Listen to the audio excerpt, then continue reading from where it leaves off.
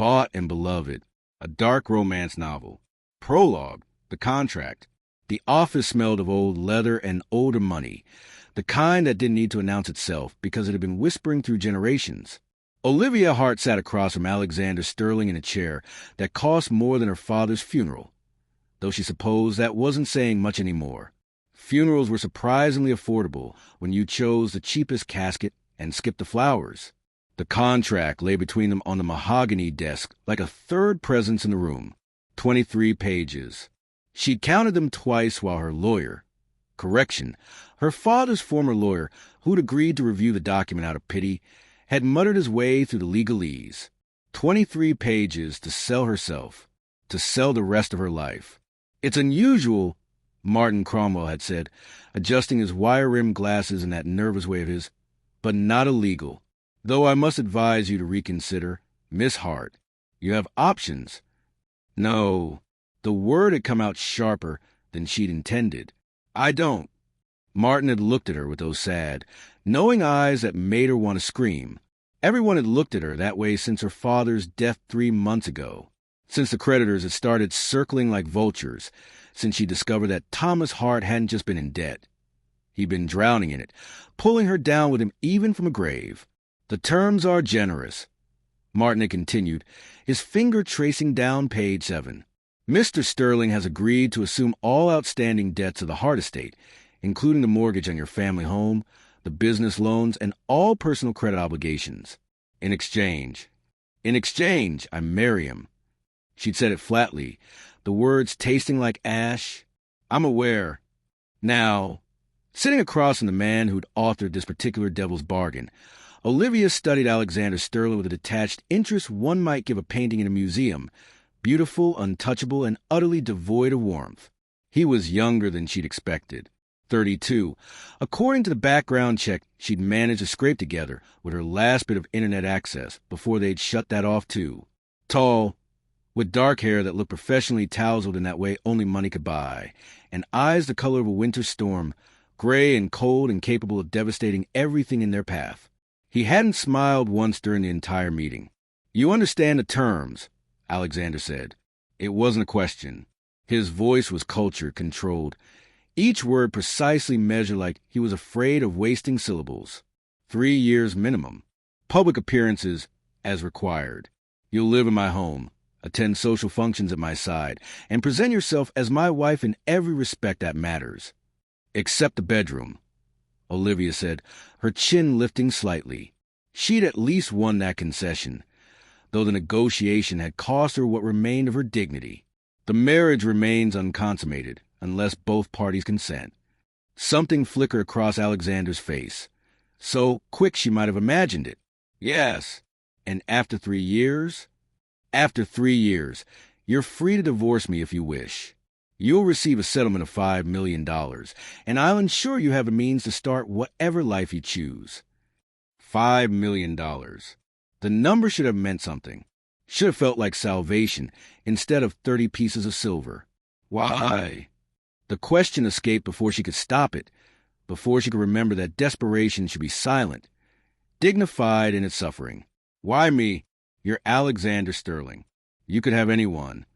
For the first time since she'd entered his office, this cathedral of capitalism with its floor-to-ceiling windows overlooking Manhattan, like a god surveying his kingdom, Alexander's expression shifted.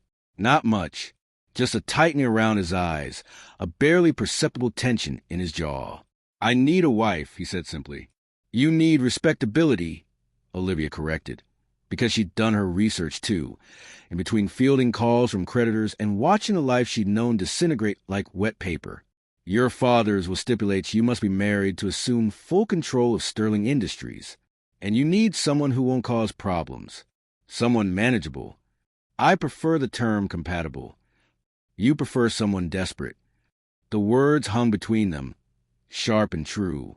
Alexander's fingers drummed once against the desk, the only sign of agitation he'd shown, before he stood, moving to the window. The late afternoon sun cut across his profile, turning him into something carved from marble, handsome and cold and utterly untouchable. I'm offering you a way out of impossible debt, he said quietly. I'm offering you security, a home, financial independence after 3 years. What I'm asking in return is time and the appearance of partnership. That seems to me like a fair exchange. Olivia stood too, her legs unsteady beneath her. She'd sold her mother's jewelry last week, all of it, even the pieces that had meant something, and it had barely made a dent in what she owed. The house, her childhood home with its garden where her mother had grown roses, would be foreclosed on in 45 days. She'd received a notice that morning, had held the paper in her shaking hands, and felt the last of her options crumble away. Fair, she repeated and laughed, a brittle, broken sound. There's nothing fair about this. No, Alexander agreed, turning to face her. There isn't, but it's what I'm offering. And you and I both know you're going to accept. The certainty in his voice should have made her angry, should have made her throw the contract in his perfect, aristocratic face and storm out with whatever dignity she had left. But dignity didn't pay debts. Dignity didn't keep roofs overhead or wolves from doors. I have conditions, she heard herself say. Alexander's eyebrow rose fractionally. Beyond those already negotiated, I want my father's name cleared. Publicly. She swallowed hard, hating that her voice cracked.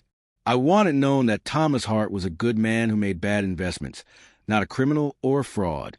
Some of the creditors have been unkind in their characterizations. Done. And I want to keep writing. This time both eyebrows rose. Writing?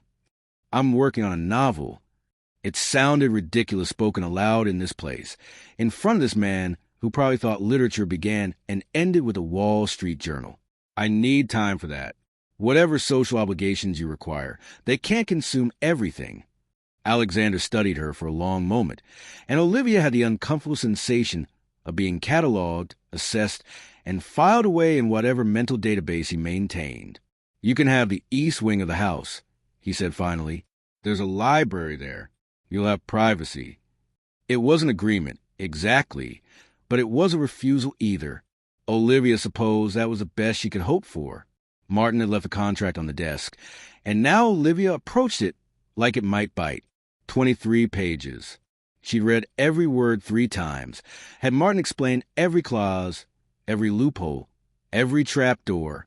It was, as he'd said, generous in its own cold way. But generosity from Alexander Sterling felt like accepting bread from the man who'd burned down the bakery. If I sign this, she said slowly, what happens to me? You become my wife. That's not what I asked. Alexander moved closer, not touching, but close enough that she could see the fine details of him. The faint scar above his left eyebrow. The way his tie was knotted with mathematical precision. The absolute absence of warmth in his eyes, as if someone had scooped out everything human and left only the shell. You'll live in my home, he said. You'll attend functions. You'll smile when required and play the role I need you to play. In exchange, every debt bearing your name will be erased. Every creditor will be paid in full. Every threat will disappear. You'll have security, resources, and eventually freedom. He paused. What happens to you, Miss Hart, is entirely dependent on how well you can adapt to the arrangement. And what happens to you? The question seemed to surprise him. Or maybe she imagined that too, because his face remained impassive. I get what I need, he said quietly. Control. There was the truth beneath the contract, the real exchange. He didn't need a wife. He needed a piece on a chessboard, a solution to a problem, a mechanism of control in whatever game he was playing with his father's legacy. And she needed salvation, no matter how much it cost her. The pen felt heavy when she picked it up. Mont Blanc, probably worth more than her last paycheck. Everything in Alexander Sterling's world was expensive, including the instruments used to sign away one's freedom. You should know, Olivia said, her hand hovering over the signature line. I'm not going to make this easy for you. I'll play your perfect wife in public, but don't expect gratitude. Don't expect warmth. And definitely don't expect love. I'm not asking for any of those things, Alexander replied. I'm asking for your signature. So Olivia signed. Her hand trembled. She couldn't stop it, couldn't prevent that final betrayal of fear, and the ink seemed darker than it should have been, like she was signing in something more permanent than mere pen strokes. Olivia Catherine Hart. There.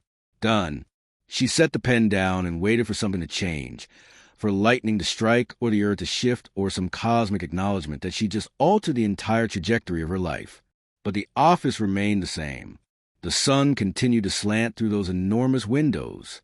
Alexander Sterling continued to stand there like a statue of control power.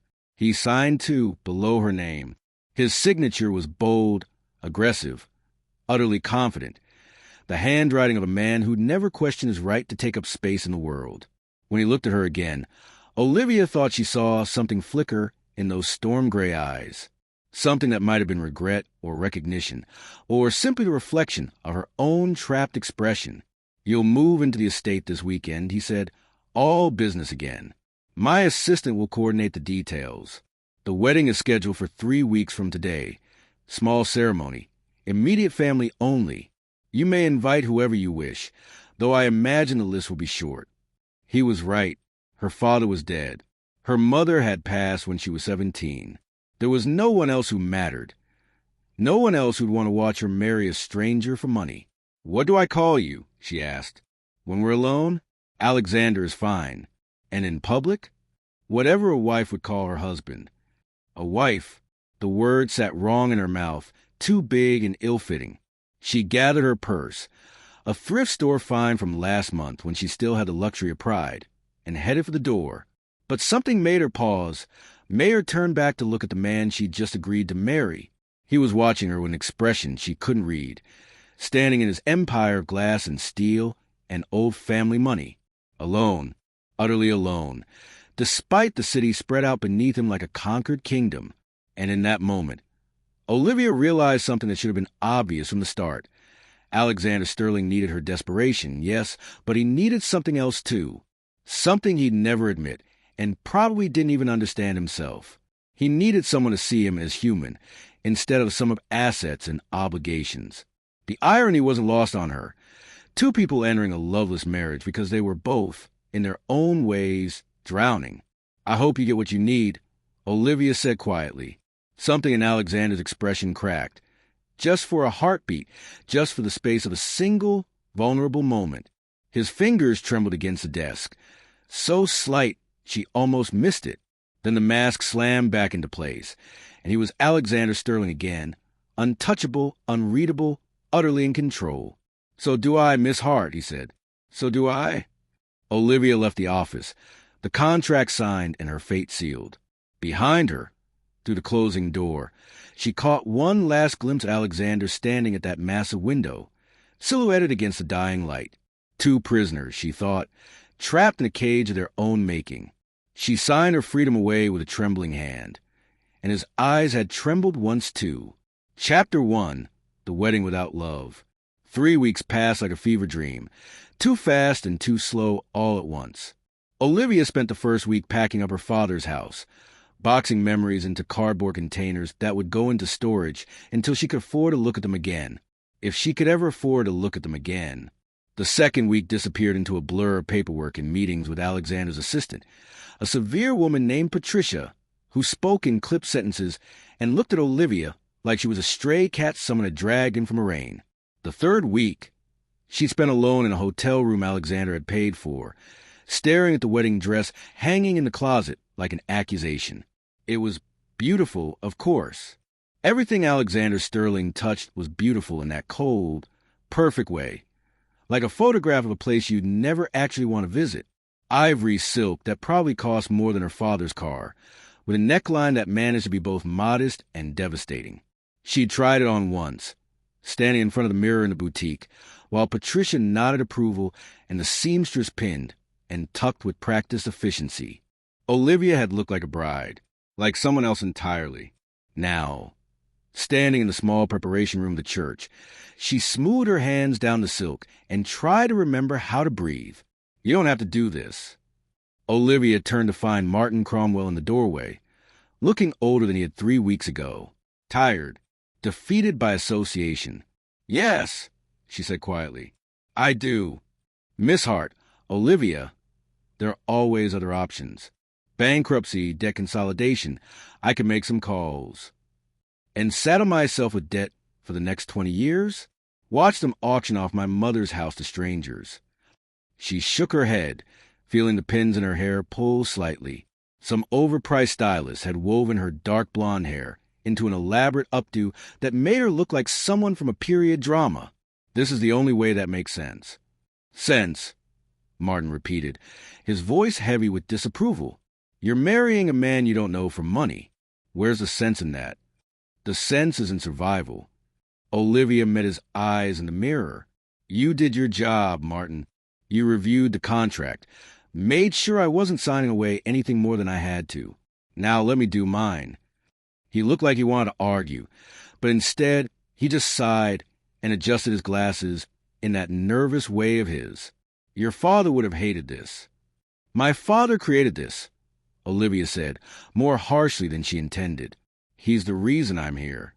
The words hung in the air between them, true and terrible. Thomas Hart had been a good man, kind, loving, always quick with a joke or a hug.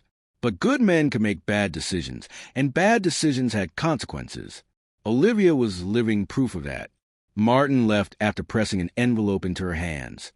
Something about documents she'd need to sign later, and then she was alone again with her reflection and the weight of what she was about to do. The church was small. Alexander's choice, apparently, though Patricia had framed it as intimate rather than deliberately obscure. Only immediate family, he'd said, which for Olivia meant no one. She thought about inviting a few people from her old office. The publishing house where she'd worked as an editorial assistant before the debts had consumed everything, but the thought of their pitying looks had been too much. Better to do this alone. Better to keep this particular shame private. A knock at the door made her jump. It's time, Patricia said, materializing in the doorway like she'd been summoned. Mr. Sterling is waiting. Mr. Sterling, not Alexander, not your groom, just a formal title, as if this were a business meeting rather than a wedding. Though perhaps that's exactly what it was. The walk to the chapel felt endless and far too short. Olivia's heels clicked against the marble floor, each step echoing in the empty hallway. She'd refused the traditional wedding march, refused the white runner and the flower petals and all the trappings of romance. This wasn't that kind of wedding. The chapel doors opened. It was worse than she'd imagined. The space was beautiful in that austere, intimidating way of old money.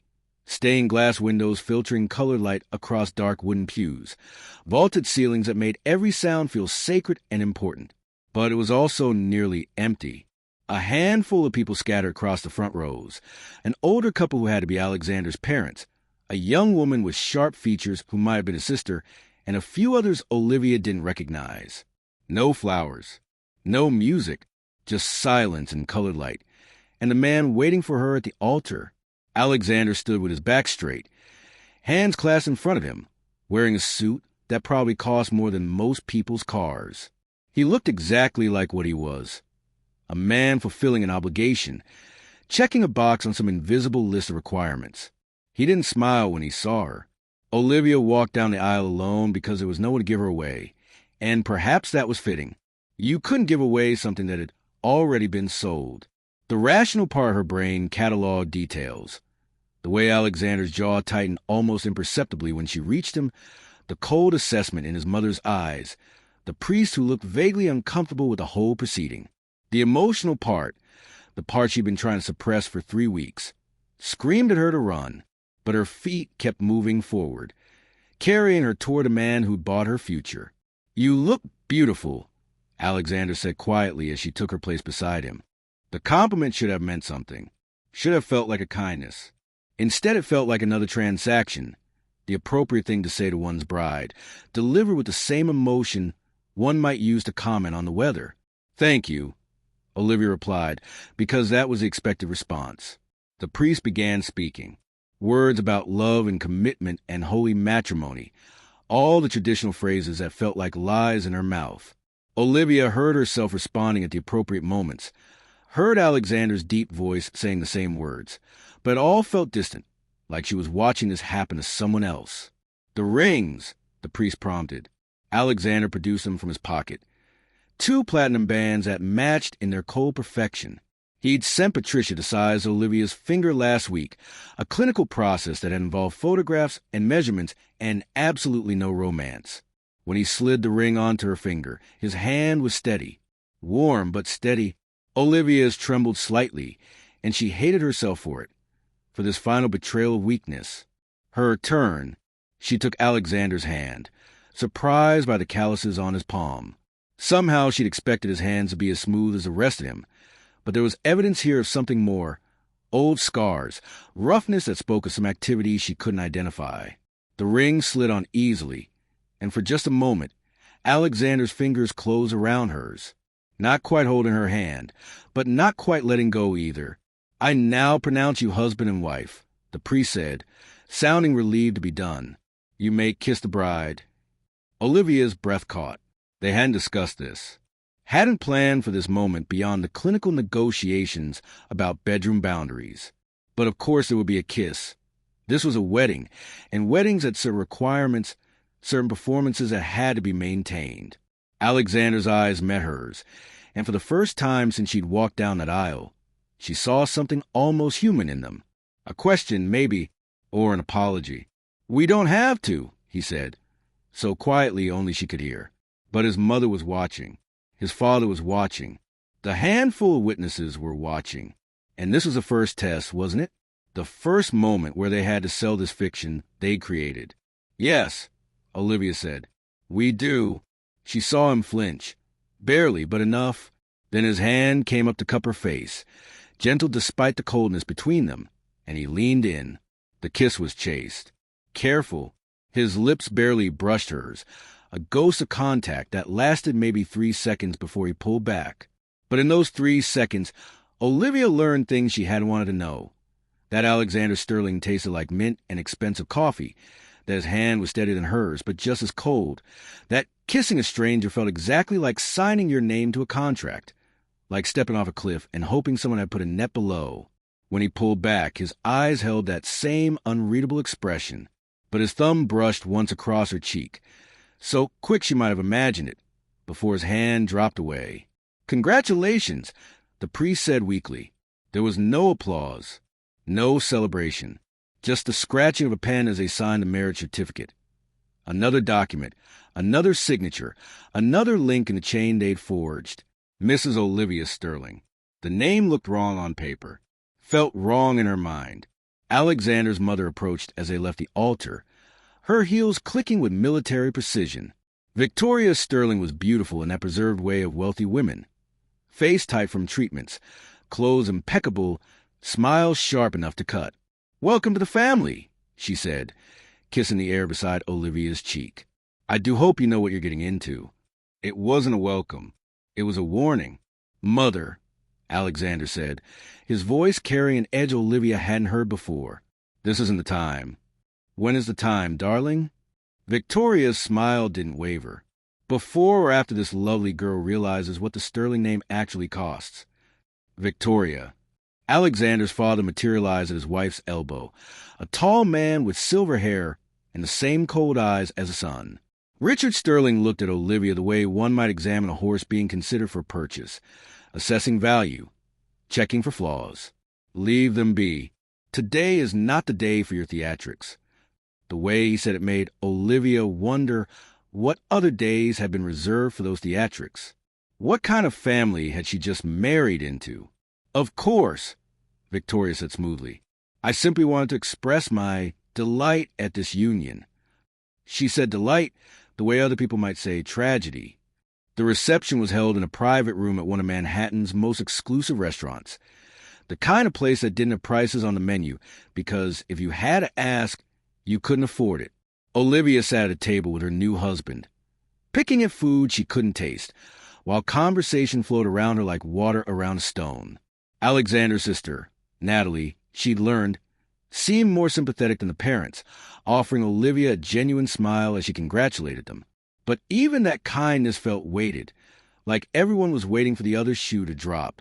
"You want to attend the charity gala next week," Victoria said during what passed for dinner, her fork poised over a salad that cost more than Olivia's hotel room. "All the Sterling wives attend. It's expected." "Of course," Olivia said, Because what else could she say? And you'll need a new wardrobe. Patricia can arrange appointments. I can dress myself, Olivia interrupted, surprising herself at the sharpness in her voice. The table fell silent. Victoria's eyebrow rose fractionally, and beside her, Richard Sterling looked almost amused. I'm sure you can, dear, Victoria said slowly. But as Alexander's wife, you represent the Sterling name now. That requires a certain standard. Requires me to look expensive, Olivia translated.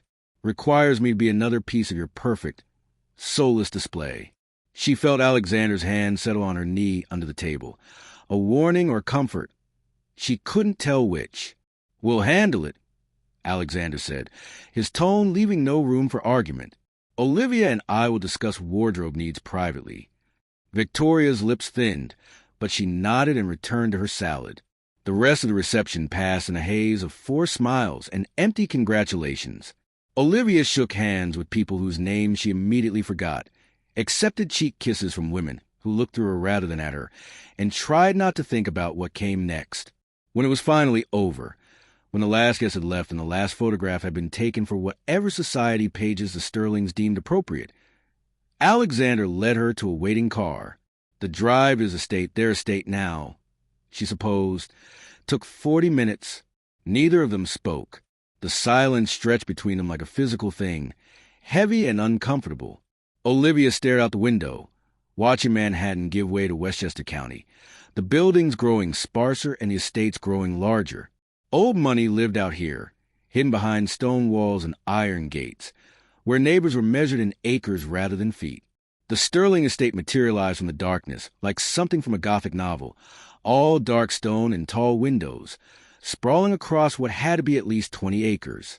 Security lights illuminated the circular driveway, and Olivia caught glimpses of manicured gardens and what might have been a fountain.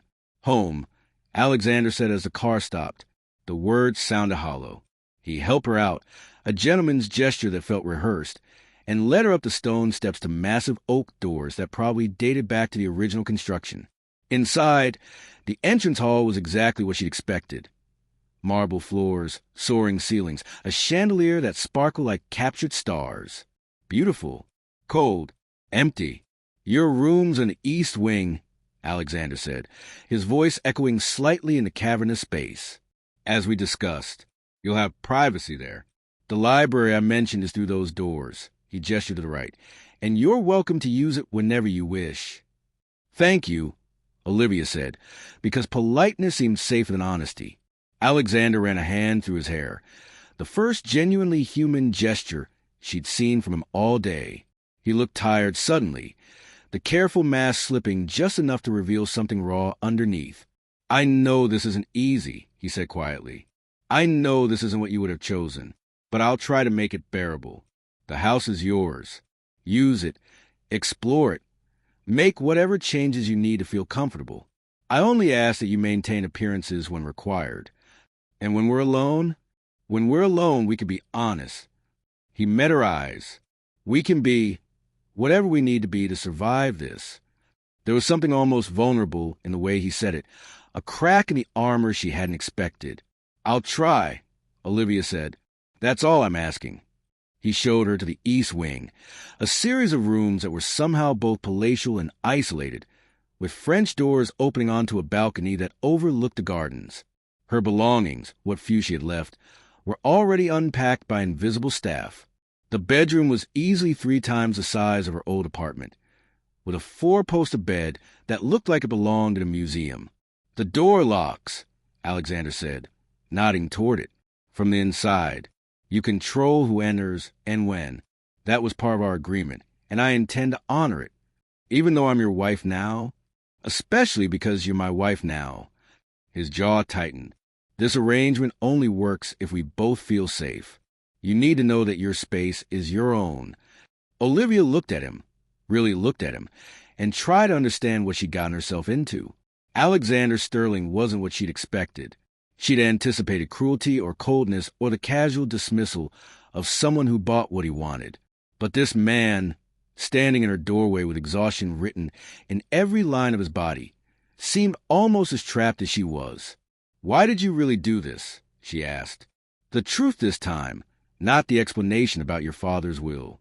Alexander was silent for so long she thought he wouldn't answer.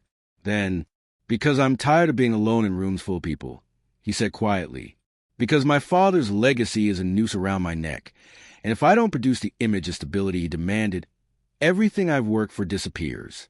Because, he stopped, seemed to reconsider his words.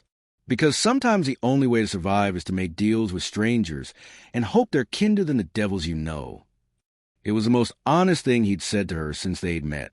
I hope I can be, Olivia said, kinder than the devils. I mean, something that might have been a smile ghosted across Alexander's face. So do I, Mrs. Sterling. So do I. He left her then, pulling the door closed behind him with a soft click. Olivia stood in the center of her gilded cage, still wearing her wedding dress, and allowed herself exactly 5 minutes to cry. 5 minutes to mourn the life she'd imagined for herself, the normal wedding she'd never have, the love story that had turned into a transaction. Then she wiped her eyes, removed the dress with shaking hands, and hung in the massive closet, where it looked small and lost among all the empty space. Tomorrow she would be Mrs. Alexander Sterling. Tomorrow she would learn to play her part.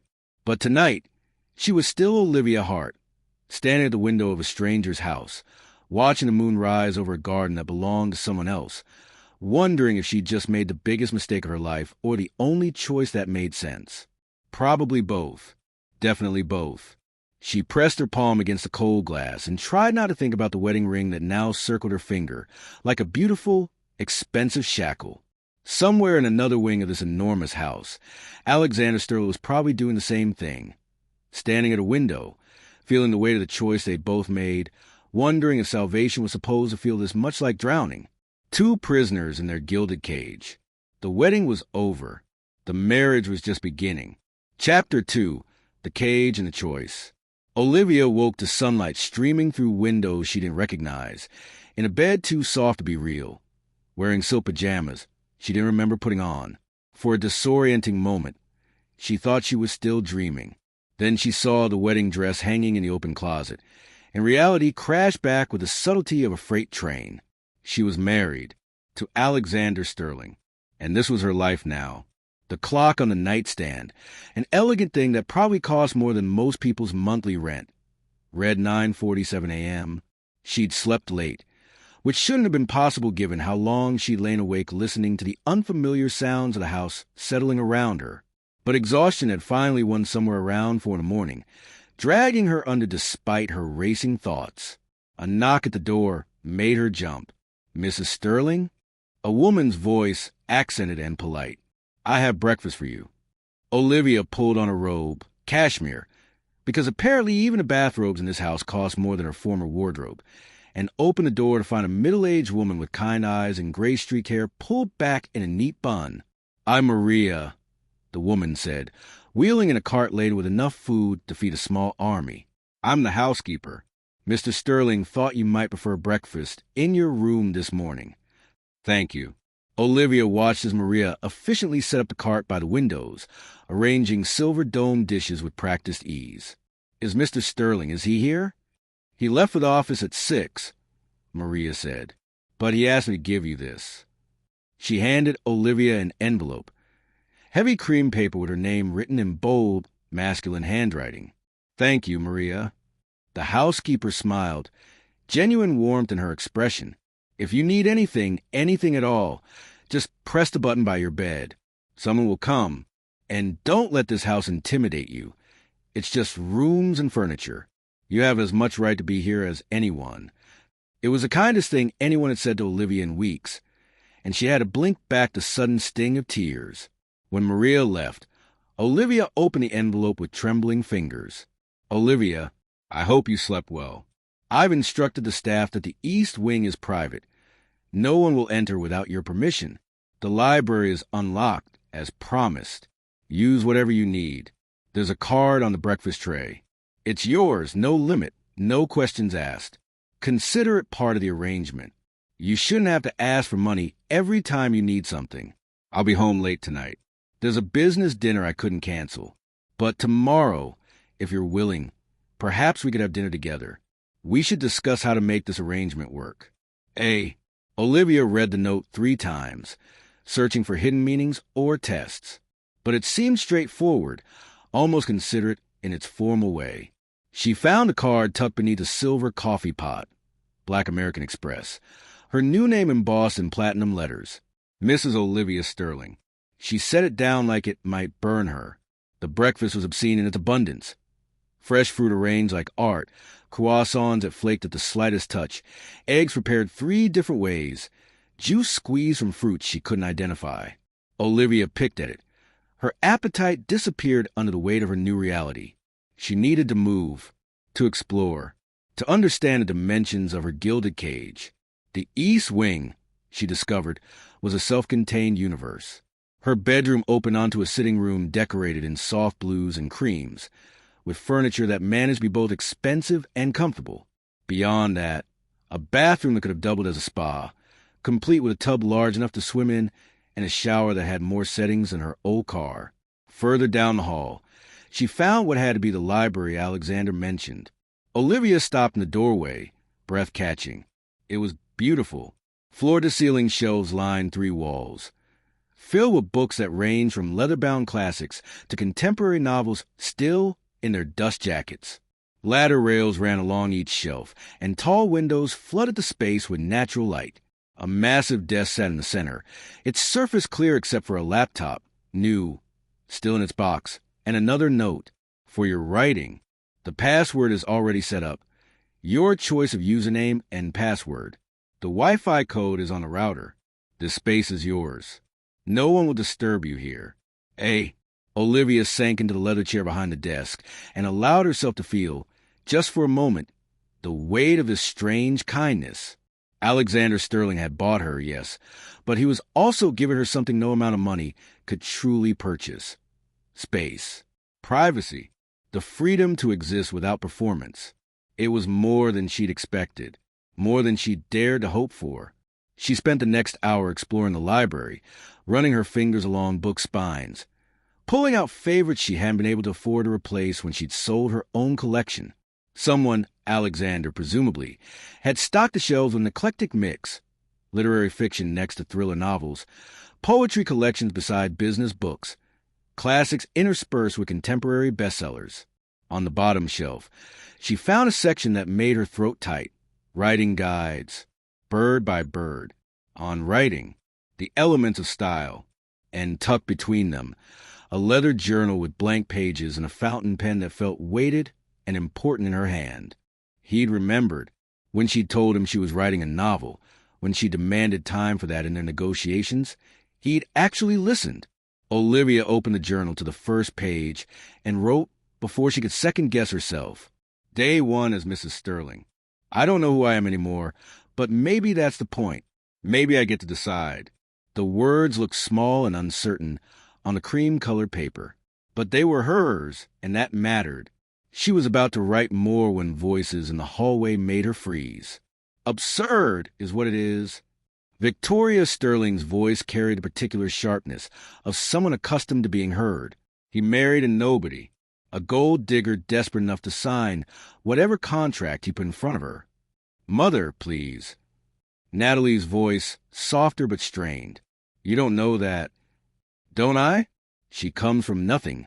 Her father died in debt, and suddenly she's Mrs. Alexander Sterling? What else would you call it? Olivia sat very still, the pen frozen in her hand. Maybe he cares about her, Natalie said, but she sounded doubtful even to herself. Victoria laughed, a cold, brittle sound. Alexander doesn't care about anyone except himself and that company.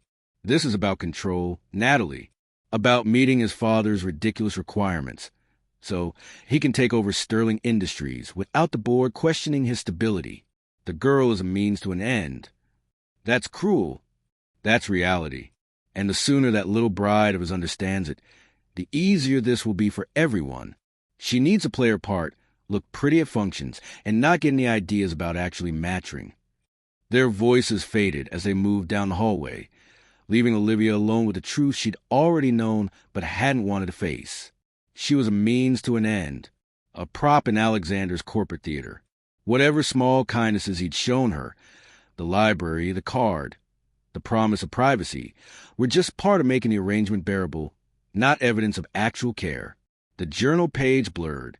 Olivia blinked hard, refusing to cry over something she'd already known. She'd signed the contract.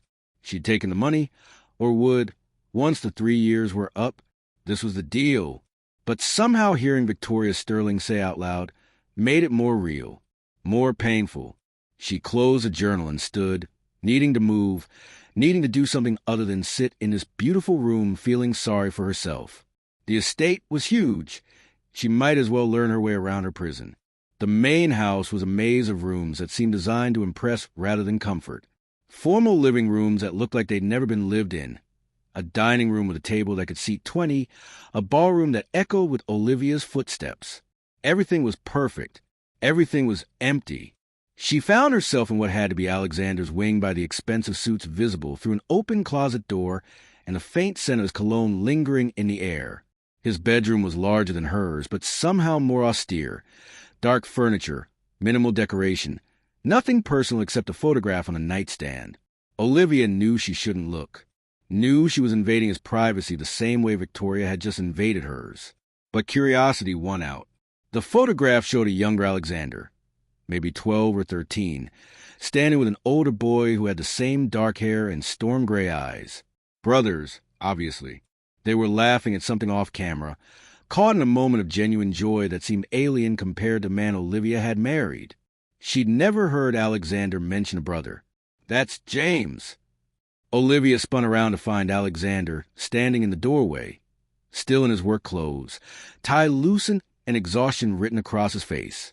She'd been so absorbed in the photograph that she hadn't heard him return. "I'm sorry," she said quickly, setting the frame down. "I was exploring, and I shouldn't have." "It's fine."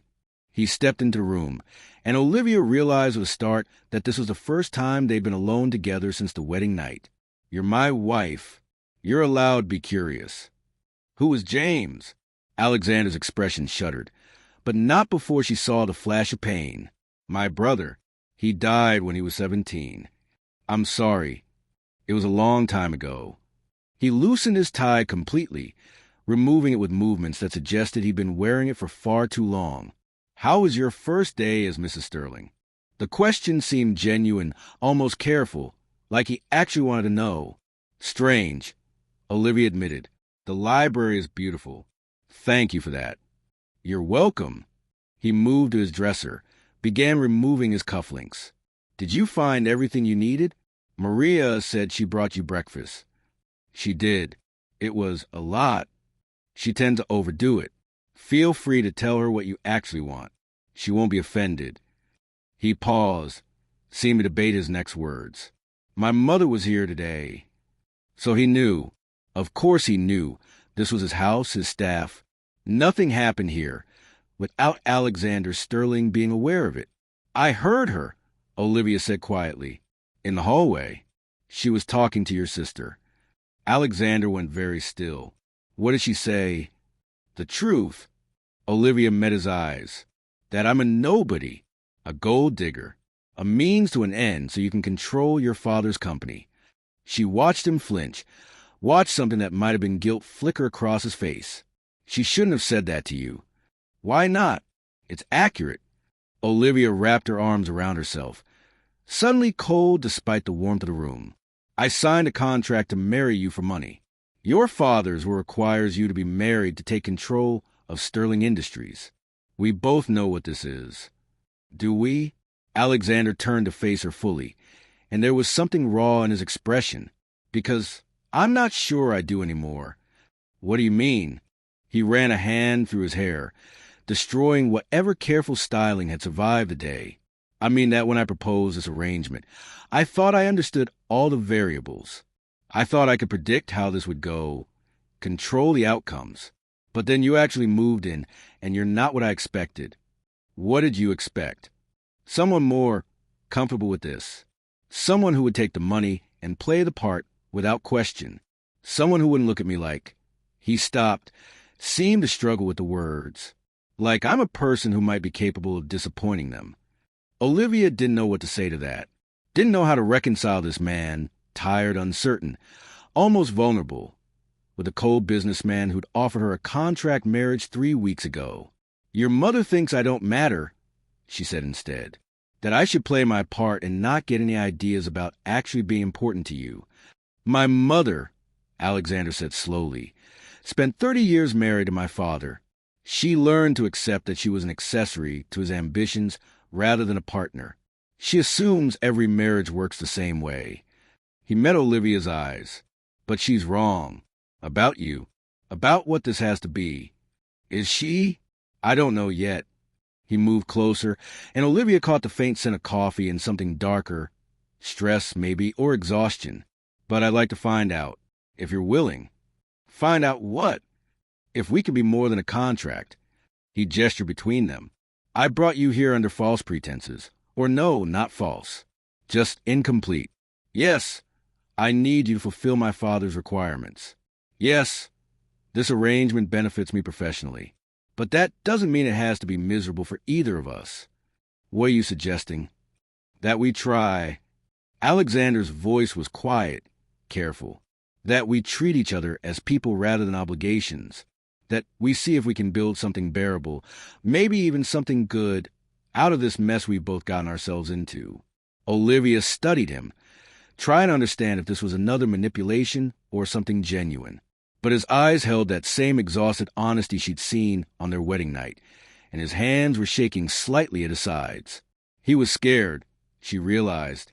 Alexander Sterling, master control and corporate strategy, was actually scared of what she might say. "I don't know how to do that," Olivia admitted. "I don't know how to build a relationship with someone I'm contractually obligated to stay with." "Neither do I." A ghost of a smile touched his lips. "But we're both intelligent people. Surely we can figure out." "Your mother—" "My mother," Alexander interrupted firmly, "doesn't live here. She doesn't get a vote in how we structure our marriage. Neither does my father or anyone else." He paused. "This house is ours, Olivia. Our space. What happens within these walls is between us and no one else." There was something almost defiant in the way he said it, like he was drawing a line against his family's expectations. "Okay," Olivia heard herself say. "We can try." Yeah. She managed a small smile, "though I'm going to need some ground rules." "Such as?" "No more surprise visits from your mother. No more conversations about me happening in my own home when I'm not present.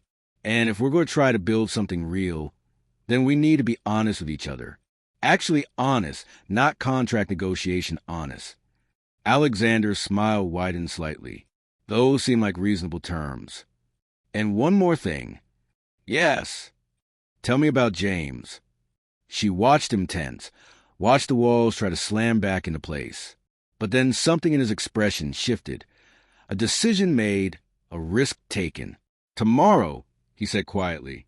"Have dinner with me tomorrow, and I'll tell you about my brother, about my family, about all the things that made me into someone who thought buying a wife was a solution to anything." That sounds like a terrible date. Probably. His smile was rueful now. "But it's a start." Olivia nodded. It was a start. A strange, awkward, completely unconventional start, but a start nonetheless. She turned to leave, to return to her wing in the library and the illusion of privacy. But at the doorway, she paused. "Alexander?" "Yes." "Thank you. For the library. For the laptop. For actually listening when I said I needed space." He looked at her for a long moment, something unreadable in his gray eyes. "You're welcome, Olivia."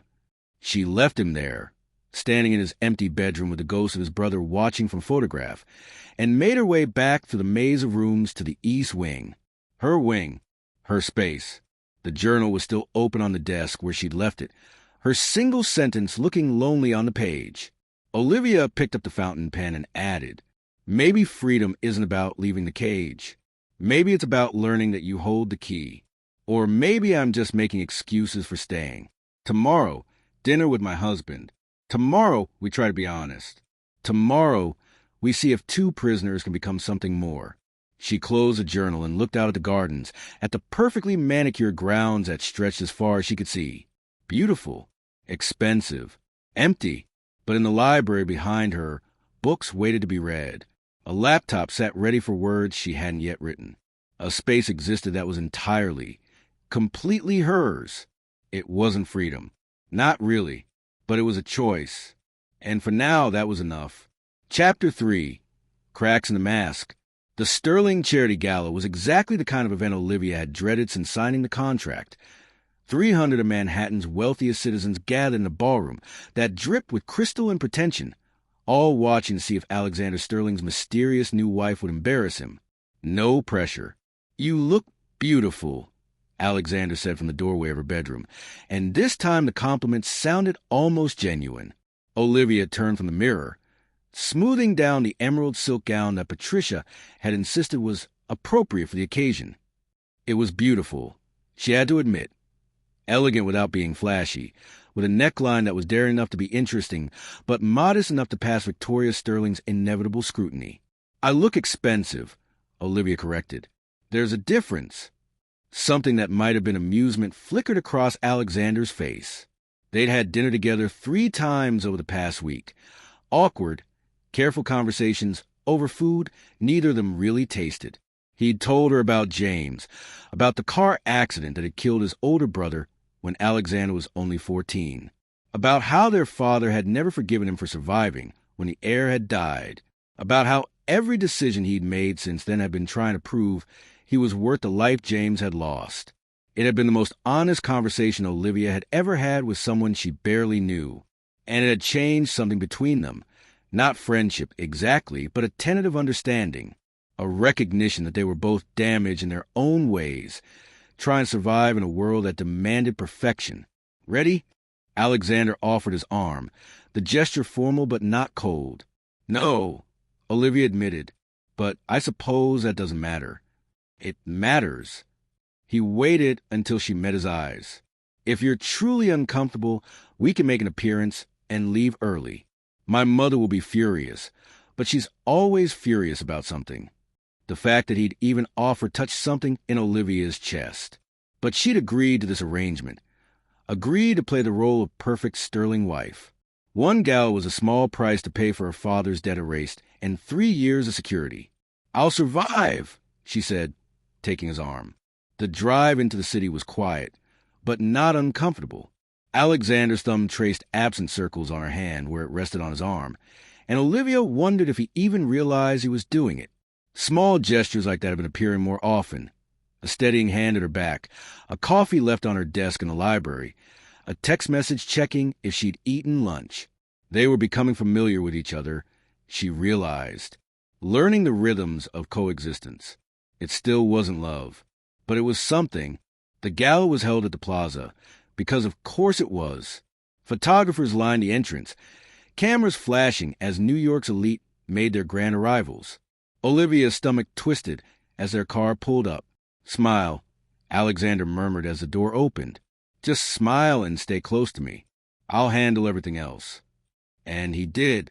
As they walked the gauntlet of cameras, Alexander's hand was solid and warm at the small of her back, his posture protective without being possessive. He deflected the shouted questions with practiced ease, giving the photographers just enough without revealing anything real. Inside, the ballroom was a study in excess. Ice sculptures melted slowly on tables laden with champagne. A string quartet played something classical and forgettable, and everywhere Olivia looked, she saw diamonds that could have fed families for years. "Alexander, darling." Victoria Sterling materialized from the crowd like a designer-clad shark. She wore silver that matched her hair, and her smile was sharp enough to draw blood. And Olivia, "How lovely you look." The pause before lovely spoke volumes. "Mother," Alexander said, his voice carefully neutral. "The event looks wonderful, doesn't it?" Victoria's gaze swept over Olivia with surgical precision. "Though I do wish you consulted me about Olivia's gown. Green is so bold for a first appearance." "I chose it," Alexander said, though Olivia knew for a fact that Patricia had selected it.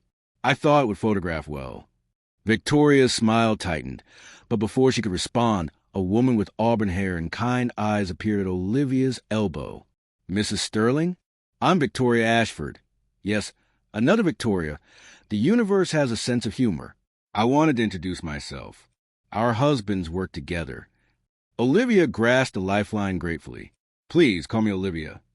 Only if you call me Tori. The woman's smile was genuine, warm in a way that made Olivia's chest ache with something like homesickness for normalcy. I know these events can be overwhelming. Would you like to escape to the terrace for a moment? The crowd won't miss us, I promise. Olivia glanced at Alexander, who nodded almost imperceptibly. That sounds perfect, she said. The terrace was blessedly empty, the cool October air relief after the suffocating warmth of the ballroom. Tori handed Olivia a glass of champagne and leaned against the railing with the ease of someone completely comfortable in her own skin. So, Tori said, how are you really doing? Is it that obvious I'm drowning? Only to someone who's been there. Tori's smile was sympathetic. I'm married into this world, too. Jonathan's family has old shipping money, and when we got engaged, I was a high school teacher from Queens. You can imagine how well that went over. How did you survive it? By refusing to be what they wanted me to be. Tori took a sip of champagne. By finding the few genuine people in this circus and holding on to them. And by remembering that money doesn't make anyone better or more important, just louder. Olivia felt something loosen in her chest. Thank you for that. We outsiders have to stick together. Tori's expression turned more serious. And speaking of sticking together, be careful of Lydia Hampton. She's a blonde in the red dress who's been staring daggers at you since you arrived. Olivia followed Tori's subtle nod and found the woman in question, beautiful in that polished, predatory way, with perfectly highlighted hair and a dress that probably cost more than Olivia's entire wardrobe. Who is she? Alexander's ex. Or almost ex. They dated for about a year before he met you. Rumor has it she expected a proposal. Olivia's stomach dropped. Of course there was an ex. Of course there was someone who actually belonged in Alexander's world. Who knew how to navigate these events without feeling like an imposter? Did he love her? Tori considered this. I think he tried to. But Alexander Sterling doesn't let people in easily. Jonathan says he's been closed off since his brother died. Like he's afraid to care about anyone because it might hurt too much to lose them. Before Olivia could respond, the woman in question appeared on the terrace, her smile sharp and assessing. Mrs. Sterling, Lydia said, making the name sound like an insult. I've been dying to meet you. Though I must say, your marriage was quite the surprise. Life is full of surprises, Olivia replied, lifting her chin. Indeed. Lydia's eyes were ice blue and utterly cold, especially for someone who managed to snag New York's most eligible bachelor in under a month. That must be some kind of record. Lydia, Tori said, her voice carrying a warning. This isn't the time. Oh, I think it's exactly the time. Lydia stepped closer, and Olivia caught the scent of expensive perfume and barely concealed venom. I just want to make sure our new Mrs. Sterling understands how things work in this world. Women like us were decorations. Pretty things to hang on powerful men's arms. And decorations can be replaced. The words hit exactly where they were meant to, the soft, vulnerable place where Olivia's fears lived. Is that what you were? Olivia asked, surprised by the steadiness in her own voice. A decoration Alexander decided to replace? Lydia's perfect smile cracked. I was his equal. I understood his world, his obligations, what it meant to be a Sterling wife.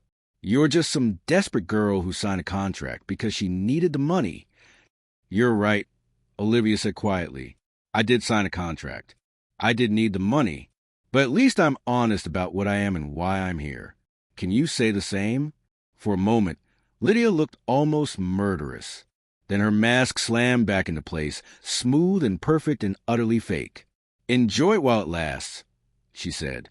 These arrangements rarely do. She swept back into the ballroom, leaving Olivia shaking slightly with adrenaline and rage. Well, Tori said after a moment, that was exciting. I shouldn't have engaged with her.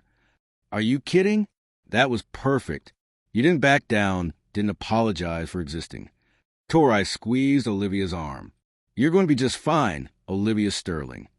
They returned to the ballroom, where Alexander immediately separated from the group of businessmen he'd been talking to. His eyes scanned Olivia's face with concern. Are you all right? I met Lydia, Olivia said. Alexander's jaw tightened. What did she say? That I'm temporary. That I'm just a decoration who doesn't belong in your world. Olivia met his eyes. Was she wrong? Yes. The word was immediate, almost fierce. She was wrong. But before Olivia could respond, Richard Sterling's voice cut through the ambient noise. Alexander. A word. Alexander's father stood near the bar, his posture commanding despite his age. He didn't ask. He expected obedience. Stay here, Alexander said to Olivia. I'll be right back. But Olivia had spent 2 weeks learning the dimensions of her cage, and she was tired being told where to stand and when to speak. She followed at a discreet distance, close enough to hear. This girl you married, Richard said without preamble. She's not what I expected. What did you expect? Alexander's voice was carefully controlled. Someone more manageable. Someone who understood her place. Richard sipped a scotch. She spoke back to Lydia Hampton. That kind of behavior reflects poorly on the Sterling name. She defended herself against someone who attacked her. Alexander corrected. That reflects well on her character. Character. Richard laughed, cold and dismissive. You married her for the company, Alexander. Don't pretend this is about anything else. Your mother and I fulfilled our obligations for 30 years without pretending it was a love match. You do well to remember that. Olivia felt something crack in her chest. Even knowing what this marriage was, hearing it stated so baldly hurt. My marriage, Alexander said, his voice dropping to something dangerous, is none of your business. It became my business when you married to meet the terms of my will. That girl is a means to an end. Don't complicate things by developing feelings. Like you didn't complicate things by falling in love with your secretary while married to Mother? The silence that followed was explosive. Olivia's breath caught. Even from her hidden position, she could see the fury that transformed Richard Sterling's face. How dare you? How dare I state facts? Alexander's voice was ice. You want to lecture me about appropriate behavior? About understanding obligations? You spent 20 years in an affair that was Manhattan's worst-kept secret. You want to talk about what reflects poorly on the Sterling name. That was different. No, Alexander interrupted. It wasn't. You're a hypocrite, father, and I'm done pretending otherwise. He turned and walked away, leaving his father standing alone by the bar, fury and something that might have been shame warring on his face. Alexander found Olivia immediately, as if he'd known exactly where she was hiding. You heard, he said. It wasn't a question. I shouldn't have followed you. No. He took her hand, his grip almost desperate. You should have. You should know what you married into. What kind of family this is. Alexander. Come with me? He led her through a side door and up a service stairway, away from the gala, away from his parents and Lydia, and all the people watching them with predatory interest. They emerged onto a rooftop terrace, empty, quiet, with the city spread out below them like scattered stars. I'm sorry, Alexander said, releasing her hand to grip the railing. I'm sorry you had to hear that. I'm sorry my father is... He stopped, seemed to struggle with the words. I'm sorry this is what your life has become. It's not your fault, isn't it? He turned to face her, and in the dim light from the city below, she could see the exhaustion etched into every line of his face. I brought you into this. I made you part of this dysfunctional family because I needed... He stopped again, looking away. Because you needed what? Control, he said quietly. I needed to control something in my life. My father controlled James's death, controlled my inheritance, controlled every aspect of who I was supposed to be. And I thought if I could just meet his requirements, if I could just play the game well enough, I'd finally be free of him. And now I realize I'm not the only one trapped in his game. Alexander's voice was raw. You are too, because of me. Olivia stepped closer, close enough to see the way his hands were shaking against the railing. I chose this, she said. I signed the contract. You didn't force me. I bought you. Yes. There was no point denying it. You did, but I sold myself. We're both responsible for this mess." He laughed, bitter and broken. "What a pair we make." "Maybe we're both pretending to survive," Olivia said, echoing words from a conversation weeks ago. Alexander looked at her then, really looked at her, and something shifted in his expression. The mask cracked, and beneath it she saw the scared, wounded boy who'd lost his brother and spent 20 years trying to prove he deserved to exist. "I don't want to be like them," he said. "Like my parents, trapped in a marriage that's all obligation and resentment." "Then we won't be." "How do we avoid it?" Olivia didn't have an answer. She was 25 years old, had been married for 2 weeks, and was standing on a rooftop with a man she barely knew, trying to figure out how to build something real from a foundation of contracts and desperation. "We be honest," she said finally. "We choose to try. Every day, we choose to try to be more than what your father thinks we should be." "That's simple." "No." Olivia smiled slightly. "Probably impossibly complicated, but it's a start." Alexander was quiet for a long moment, his gray eyes searching her face like he was trying to read something written in invisible ink. "You're not what I expected," he said finally. "Neither are you. Is that good or bad?" "I don't know yet." Olivia touched his hand where it gripped the railing, the first time she'd initiated physical contact since their wedding. "But I'm willing to find out, if you are." His fingers closed around hers, warm and solid and almost desperate. "I am," he said. "I really am." Below them, the gala continued without them.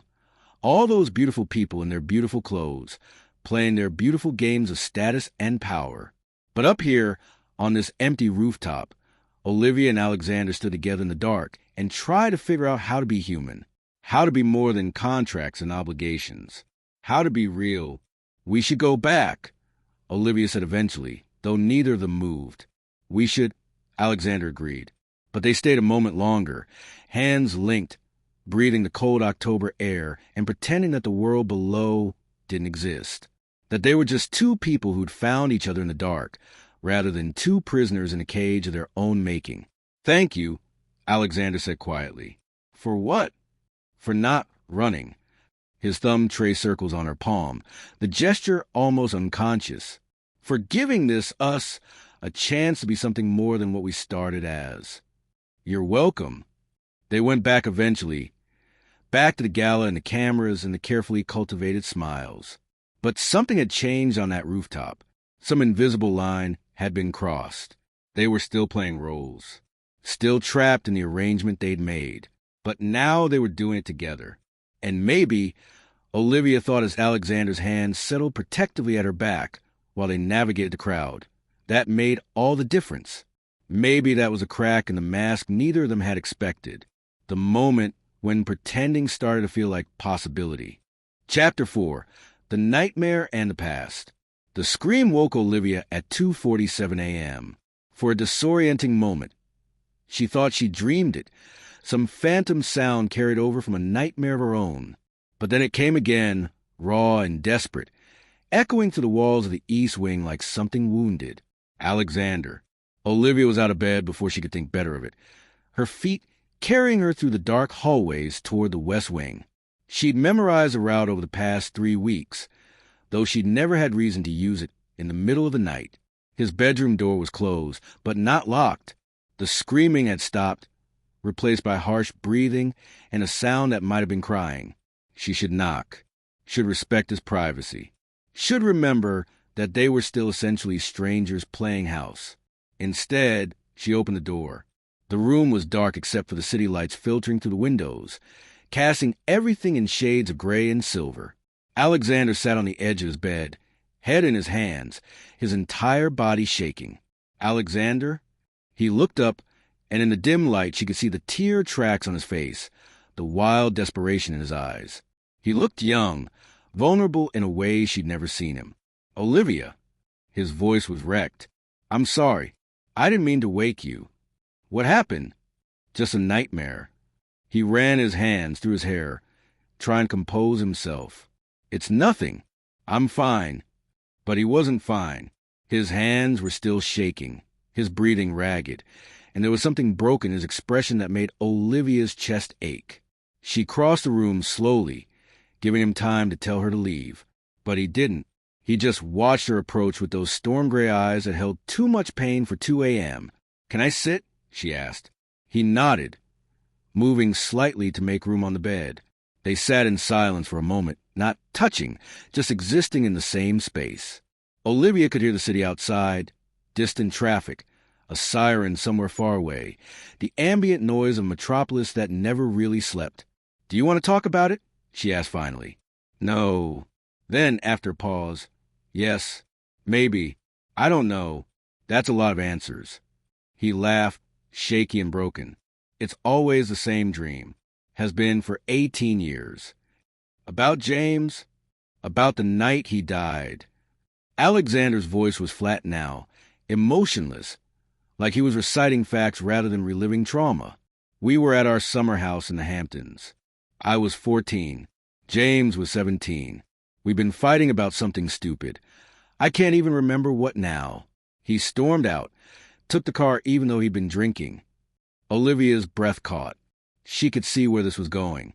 "I was supposed to stop him," Alexander continued. "I was standing right there in the driveway.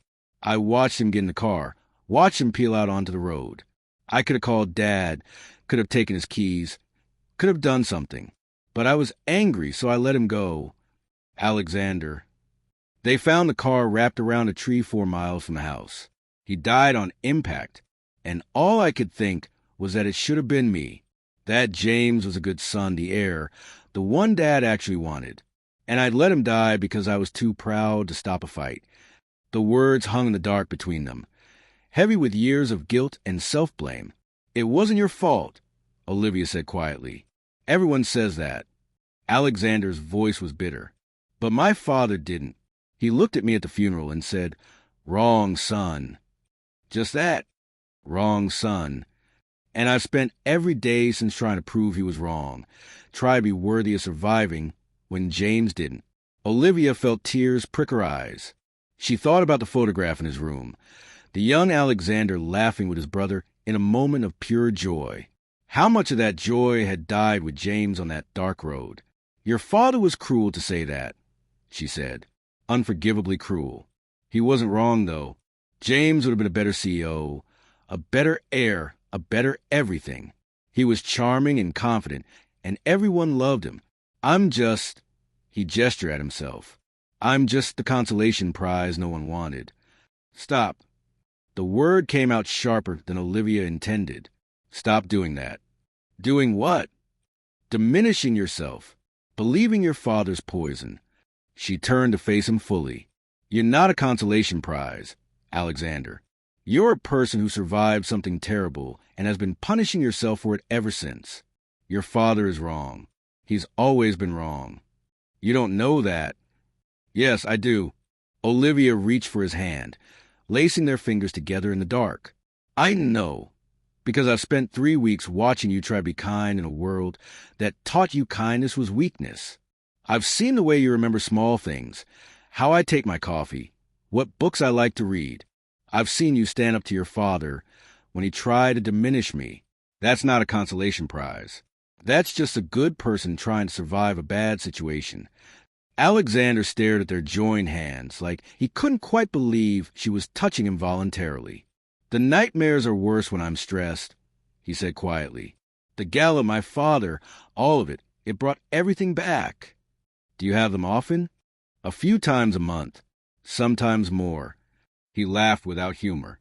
"You should probably know what you've signed up for. I'm not exactly the stable husband material you thought you were getting." "I didn't think I was getting stable husband material," Olivia said. "I thought I was getting a business arrangement. Everything else has been a surprise." "Good surprise or bad surprise?" She considered this. 3 weeks ago, she would have said bad. But now, sitting in the dark with a man who'd just shown her his most vulnerable wounds, she wasn't so sure. "Complicated surprise," she settled on. "You're more human than I expected." "Is that good?" "I think so." She squeezed his hand. "It means maybe we both are." They sat in silence for a while, hands still linked, breathing in sync. Outside, the city continued its restless sleep. Inside, something shifted, Another wall crumbling, another mask falling away. You can talk to me, Olivia said eventually, when you have the nightmares, when things get bad. You don't have to face it alone anymore. We barely know each other. We're married. We live in the same house. We both agreed to try to make this work. She met his eyes. Maybe part of making it work is being honest about the broken parts, the parts that don't fit the perfect image. Alexander was quiet for a long moment. Then, I don't know how to do that. Neither do I. Olivia smiled slightly. But we're both intelligent people. Surely we can figure out. He huffed a laugh, surprised and almost genuine. You're using my own words against me. I'm resourceful like that. Apparently. His thumb traced circles on her palm. That same unconscious gesture she was learning meant he was thinking. Thank you for not running when you heard me screaming, for not treating me like I'm broken. You're not broken, Olivia said. You're just hurt. There's a difference. Is there? Yes. She believed it, even if he didn't yet. Broken things can't be fixed. Hurt things can heal. You sound very certain of that. My mother used to say it. The memory rose unexpectedly, sharp and bittersweet. When my father was struggling with the business, when things were falling apart, she'd say, we're hurt, not broken, and hurt things heal. Olivia's voice cracked slightly. She died before she could see if she was right. Alexander's hand tightened on hers. I'm sorry. So am I. Olivia looked down at their joined hands, his larger, rougher, scarred in ways she was only beginning to understand. Hers smaller, steadier than she'd expected. I think we're both carrying ghosts we can't let go of. Maybe that's what this is, Alexander said quietly. Two haunted people trying to build something in a house full of shadows. That's very poetic for 3 a.m. I have my moments. He managed a real smile this time, small but genuine. Usually when I'm too exhausted to maintain my usual emotional constipation. Olivia laughed, surprised and delighted. Did you just make a joke? I'm capable of humor. Occasionally. I'll note that in my research files. You're keeping research files on me? I'm a writer. I keep files on everything. Olivia grinned. Don't worry. I'll change your name when I publish the tell-all memoir. How generous. They were both smiling now, the heaviness of the nightmare receding into something more manageable. Not gone. Olivia suspected those particular ghosts would never really leave Alexander, but less overwhelming. Shared. You should try to sleep, Olivia said eventually, though she made no move to leave. I won't, Alexander admitted. Not after the nightmares. I usually just work until dawn. That sounds exhausting. It is. Olivia made a decision. Scoot over. What? Scoot over. Make room. When he just stared at her, she added, I'm not leaving you alone with your ghosts at 3 a.m. If you're going to be awake, you might as well have company. Olivia, you don't have to. I know I don't have to. I want to. She climbed properly onto the bed, settling against the headboard with her legs crossed. Now, you can work on your laptop if you want, or we can talk, or we can just sit here in comfortable silence. But I'm not going back to my room until you at least try to rest. Alexander looked at her like she was a puzzle he couldn't solve. Why? Because you're my husband, Olivia said simply. Fake or real or somewhere in between, you're still my husband. And nobody should have to face their worst nightmares alone. Something cracked in Alexander's expression, something raw and vulnerable and almost painful to watch. I don't deserve this, he said quietly. I bought you. I brought you into this mess. I don't deserve kindness from you. Maybe not, Olivia agreed, but you're getting it anyway. Consider it a gift with no strings attached. He studied her for a long moment, those gray eyes searching her face like he was trying to memorize it. Then, slowly, he settled back against the headboard beside her, careful not to touch but close enough that she could feel the warmth of him. Tell me about your novel, he said. What? Your novel, the one you're writing. Tell me about it. Olivia blinked, surprised. Now, you said we could talk. So let's talk about something that matters to you. Alexander's voice was soft, almost hesitant. I realize I've never asked you about your writing beyond providing you space to do it. What are you working on? It was such an unexpected kindness that Olivia felt tears prick her eyes again. In all the chaos of the past month, the wedding, the move, learning to navigate her new life, no one had asked about her writing. No one had cared about the thing that mattered most to her beyond Alexander Sterling. It's about a woman who inherits her family's failing bookstore, Olivia said slowly. She's trying to save it while dealing with the grief of losing her father and the pressured developers who want to tear the building down for luxury condos. Is it autobiographical? Some of it. Olivia pulled her knees up, wrapping her arms around them. The bookstore isn't real, but the grief is. The feeling of watching everything you love slowly fall apart and being powerless to stop it, that's very real. That sounds painful to write. It is. Olivia smiled slightly. But it's also healing in a strange way. Like I'm taking all the terrible things that happened and turning them into something that might matter to someone else. I'd like to read it, Alexander said, when you're ready to share it. Really? He met her eyes. You sacrifice a lot to be here, Olivia. The least I can do is care about the things that matter to you.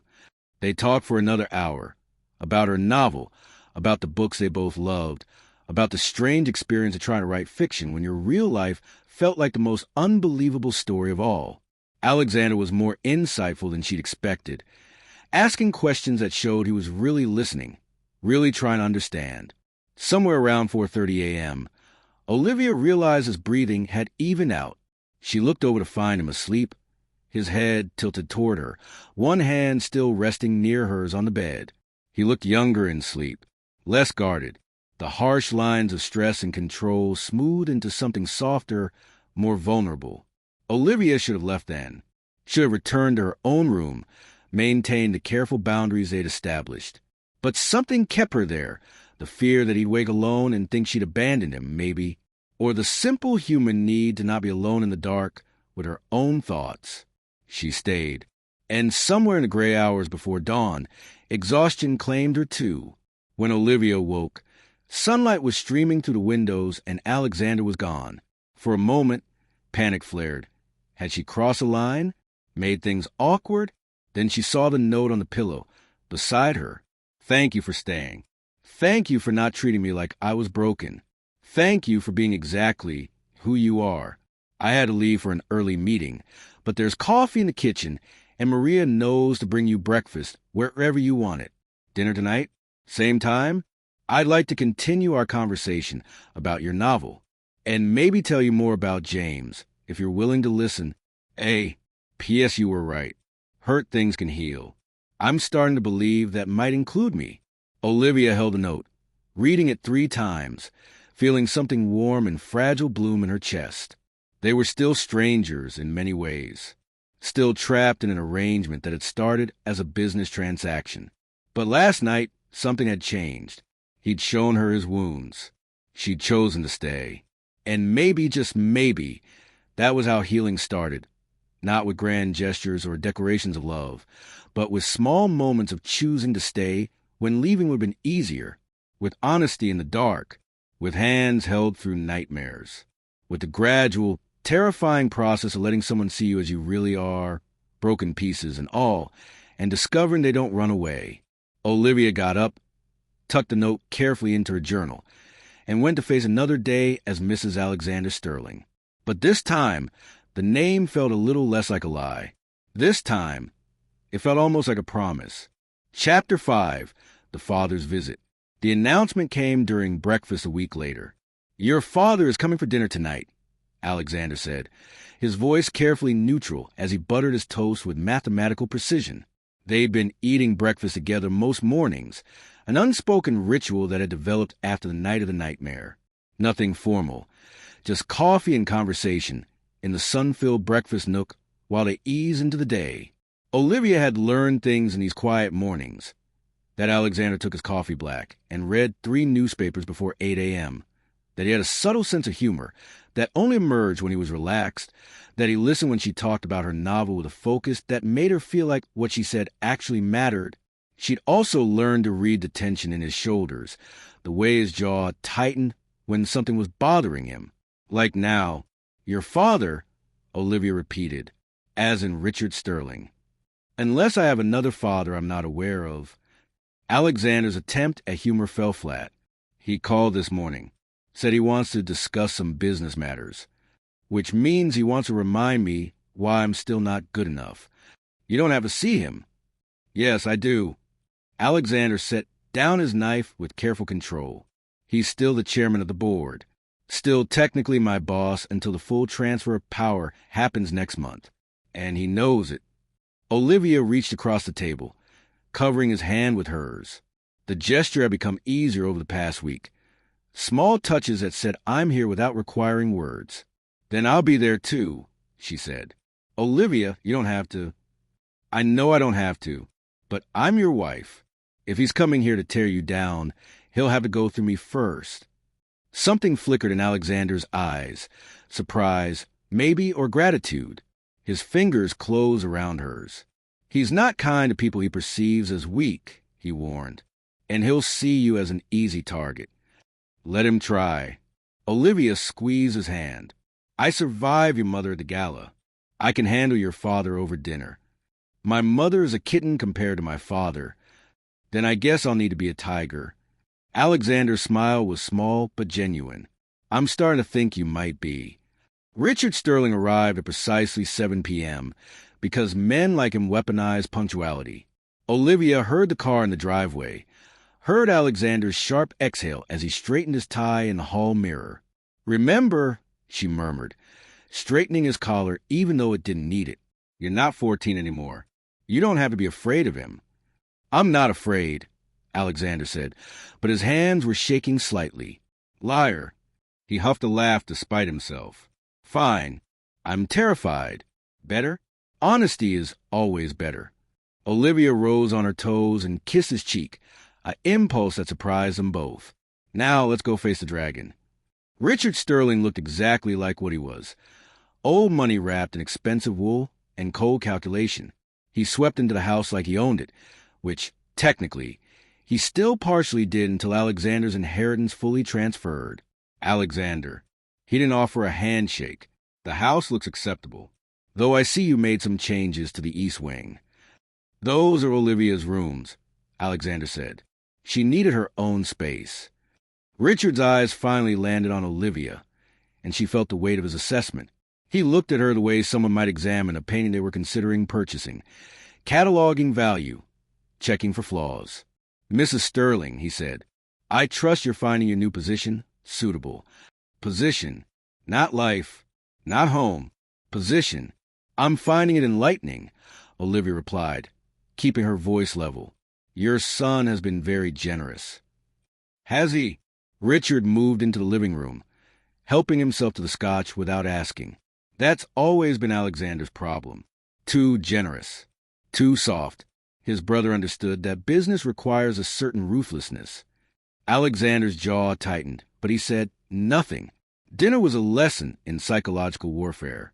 Richard spent the first course explaining, in excruciating detail, all the ways James would have handled the Sterling Industries merger differently, better, more efficiently. He cataloged Alexander's decisions over the past year, pointing out every flaw, every misstep, every moment where a better son would have done better. Olivia watched Alexander's shoulders grow more rigid with each criticism, watched him retreat behind a mask of cold control she'd worked so hard to see past. The board has concerns, Richard said over the main course, ducked that Olivia couldn't taste past her growing anger. About your marriage, specifically. What concerns? Alexander's voice was carefully neutral. That it's obviously a sham. That you married this girl. No offense, my dear. Purely to meet the terms of my will. They're questioning whether someone who would enter into such a transparent arrangement has the judgment necessary to lead. The board approved the merger unanimously, Alexander pointed out. The board approved it because I told them to, but that protection ends when I step down next month. Then you'll be on your own, and they'll be watching for any sign of weakness. Richard's smile was sharp. Any sign that you're still the second choice who's trying too hard to fill shoes that will never fit. Olivia's fork clattered against her plate. That's enough, she said. Both men turned to stare at her. Richard's eyebrow rose in almost amused disdain. Excuse me. I said that's enough. Olivia set down her napkin with deliberate calm, even as fury burned through her veins. You spent the last hour insulting your son, comparing him to a dead man, and suggesting he's not worthy of a position he's earned through years of work. I'm not going to sit here and watch you tear him down. Mrs. Sterling, Richard said, his voice dripping with condescension. You've been part of this family for less than a month. You don't understand the dynamics. I understand that you're a bully. Olivia stood, surprising herself with her own boldness. I understand that you spent 20 years punishing Alexander for surviving when James died. And I understand that you're threatened by the fact that he might actually be better at this than you were. The silence that followed was deafening. Richard's expression was thunderous. Alexander looked stunned, his gray eyes wide with something that might have been panic or awe or both. How dare you? Richard said slowly. You're a nobody who married my son for money. You have no right. I have every right. Olivia's voice was steady now, powered by weeks of watching Alexander blame himself for things that weren't his fault. I'm his wife, and that means I won't sit quietly while you poison him with your guilt and disappointment. You think you know him? Richard stood too, his impressive height meant to intimidate. You think a few weeks in this house means you understand what it takes to be a Sterling? I know he's brilliant at what he does. I know he works 16-hour days trying to prove himself to you. I know he carries the weight of his brother's death, like it was his fault, when the only person to blame is James for driving drunk and you for making a 14-year-old boy believe he should have died instead. Olivia, Alexander's voice was strained, but she couldn't stop now. Wouldn't stop. Someone needed to say this, and it might as well be the desperate girl who'd married him for money. You want to know why the board should trust Alexander? Olivia continued. Because he has integrity you never bother to develop. Because he treats people like human beings instead of chess pieces. Because he spent his entire adult life trying to be worthy of a legacy you've used as a weapon against him. She stepped closer to Richard, refusing to be intimidated by his height or his anger or his decades of terrorizing his family. Alexander is twice the man you are, she said quietly. And the only reason you can't see that is because you're too busy mourning the son you lost to notice the one you still have. Richard's face was mottled with rage. You have no idea what you're talking about. Don't I? Olivia gestured at Alexander, who stood frozen by his chair. Look at him. Really look at him. He's brilliant and kind and capable of running your company better than you ever did. But all you see is a replacement for James. And that's your failure, not his. For a long moment, Richard just stared at her. Then he turned to Alexander. Control your wife, he said coldly, or I'll make sure the board hears about every instability in this sham marriage. No, Alexander said. The word was quiet, but it cut through the tension like a blade. Richard turned back, incredulous. What did you say? I said no. Alexander moved to stand beside Olivia, and she felt his hand find hers. Shaking but there. I won't control her. I won't apologize for her. Because everything she said is true. Alexander, you blame me for James's death. You blame me for 20 years. And I've spent 20 years trying to earn your approval, trying to prove I deserve to survive. Alexander's voice was steady now, strengthened by something Olivia recognized as resolution. But I'm done. I'm done apologizing for being alive. I'm done measuring myself against a ghost. And I'm done letting you use James's memory as a weapon. Richard's expression was dangerous. If you continue down this path. What? You'll tell the board my marriage is fake? Go ahead. Tell them I married Olivia to meet your requirements. Tell them I brought her into this family because you left me no choice. Alexander's grip on Olivia's hand tightened. But while you're at it, tell them how she stood by me more in 1 month than you did in 32 years. Tell them how she sees value in me that you never bothered to look for. Tell them that this sham marriage is more real than the one you had with Mother. The comparison landed like a physical blow. Richard actually stepped back. You know nothing about my marriage. I know you had an affair for 20 years. I know Mother knew and stayed anyway, because that's what sterling wives did. They endured. Alexander's voice was steel now. But Olivia isn't like that. She doesn't endure. She fights. And I'll be damned if I let you make her regret fighting for me. Olivia's throat was tight with emotion. Alexander was defending her, actually defending her, not out of obligation, but out of genuine care. Richard looked between them, his expression shifting from rage to something more calculating. "This changes nothing," he said finally. "The board will make their assessment, and if they find you lacking, then I'll face it," Alexander interrupted. "But I'll face it knowing I have someone in my corner who actually believes in me. Can you say the same?" The question hung in the air, sharp and pointed. Richard's jaw worked. Then, without another word, he strode from the room. Seconds later, the front door slammed hard enough to rattle the windows. In the silence that followed, Olivia became aware that she was shaking. Adrenaline drained from her system, leaving her weak-kneed and slightly nauseous. "Oh, God," she whispered. Did I just... "You stood up to Richard Sterling," Alexander said, and when Olivia looked at him, she saw tears tracking down his face. "You defended me." "Of course I defended you. I know what he was." Alexander pulled her into his arms, holding her so tightly she could feel his heart racing. "I've known what he was my whole life, but no one's ever..." His voice cracked. "No one's ever defended me before. Not like that." Olivia wrapped her arms around him, feeling him shake against her. "He's wrong about you," she said fiercely. "He's so wrong about you." "I know." Alexander pulled back just enough to see her face, his hands coming up to cup her cheeks. "I'm starting to know that, because of you." There was something in his eyes, something raw and vulnerable and utterly terrifying in its intensity. Olivia, he stopped, seemed to struggle with words. This marriage was supposed to be a business arrangement, a solution to a problem. But you're not a solution. You're a person, a brilliant, fierce, incredible person who just went to war with my father for me. He deserved it. He did. Alexander's thumb brushed across her cheekbone. But you didn't have to do it. You could have stayed quiet, let him say his piece and leave. That would have been easier, safer. I don't want easier or safer. Olivia met his eyes. "Not if it means watching someone hurt you." "Why?" It was a simple question, but the answer was complicated. Because somewhere in the past month, Alexander Sterling had become more than a contractual obligation. He'd become a person she cared about, a person she wanted to protect, a person who was starting to feel like hers. "Because you mattered to me," Olivia said quietly. "I don't know when that happened. I don't know how, but it did."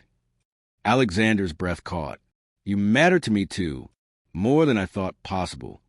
They stood there in the dining room, holding each other while the remnants of an untouched dinner grew cold on the table. Outside, night had fallen completely, wrapping the house in darkness.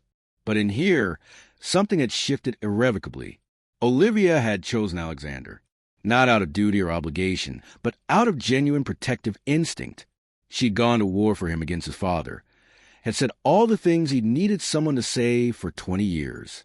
And he'd chosen her too, had stood with her, had defended their marriage as something real rather than a convenient fiction. "Thank you," Alexander whispered against her hair. "Thank you for fighting for me."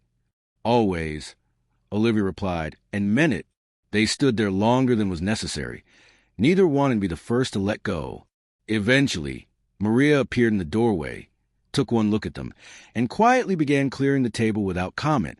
"We should talk about what happens next," Alexander said finally. "My father meant what he said about the board. Let them come." Olivia pulled back enough to see his face. "We'll face them together." "Together?" Alexander repeated, like he was testing the weight of the word. Then he smiled, genuine and warm and utterly transformative. "I could get used to that." "Good," Olivia said, "because I'm not going anywhere." And standing there in the wreckage of dinner and family drama, with Alexander's arms around her and his father's fury still echoing the walls, Olivia realized something profound. She'd stopped pretending. Somewhere between the nightmare and this moment, between the library and the rooftop terrace, between all the small kindnesses and quiet conversations. She'd stopped playing the role of Mrs. Sterling. She'd become her, not because a contract required it, but because she'd chosen it, because she'd chosen him. And maybe, just maybe, that was what love looked like when it grew from the strangest soil, not perfect or romantic or anything like the stories she'd imagined, but real, terrifyingly, perfectly real. Chapter 6, The Break or the Storm. The envelope arrived 3 days after Richard Sterling's visit. Olivia found it on her desk in the library. Cream-colored, expensive, with her name written in handwriting she didn't recognize. She'd been working on her novel, finally finding her rhythm after weeks of distraction, and the envelope felt like an intrusion into the safe space Alexander had created for her. Inside was a single sheet of paper and a bank statement. The letter was from a law firm, Carter, Wells & Associates, informing her that a payment of $250,000 had been made to her personal account, a good-faith installment on the settlement she would receive upon completion of her 3-year marriage contract. Olivia's hands began to shake. The bank statement confirmed it. The money was there, deposited 2 days ago. $250,000 she hadn't asked for, hadn't expected, and definitely hadn't authorized. There was a sticky note attached to the statement in Alexander's handwriting.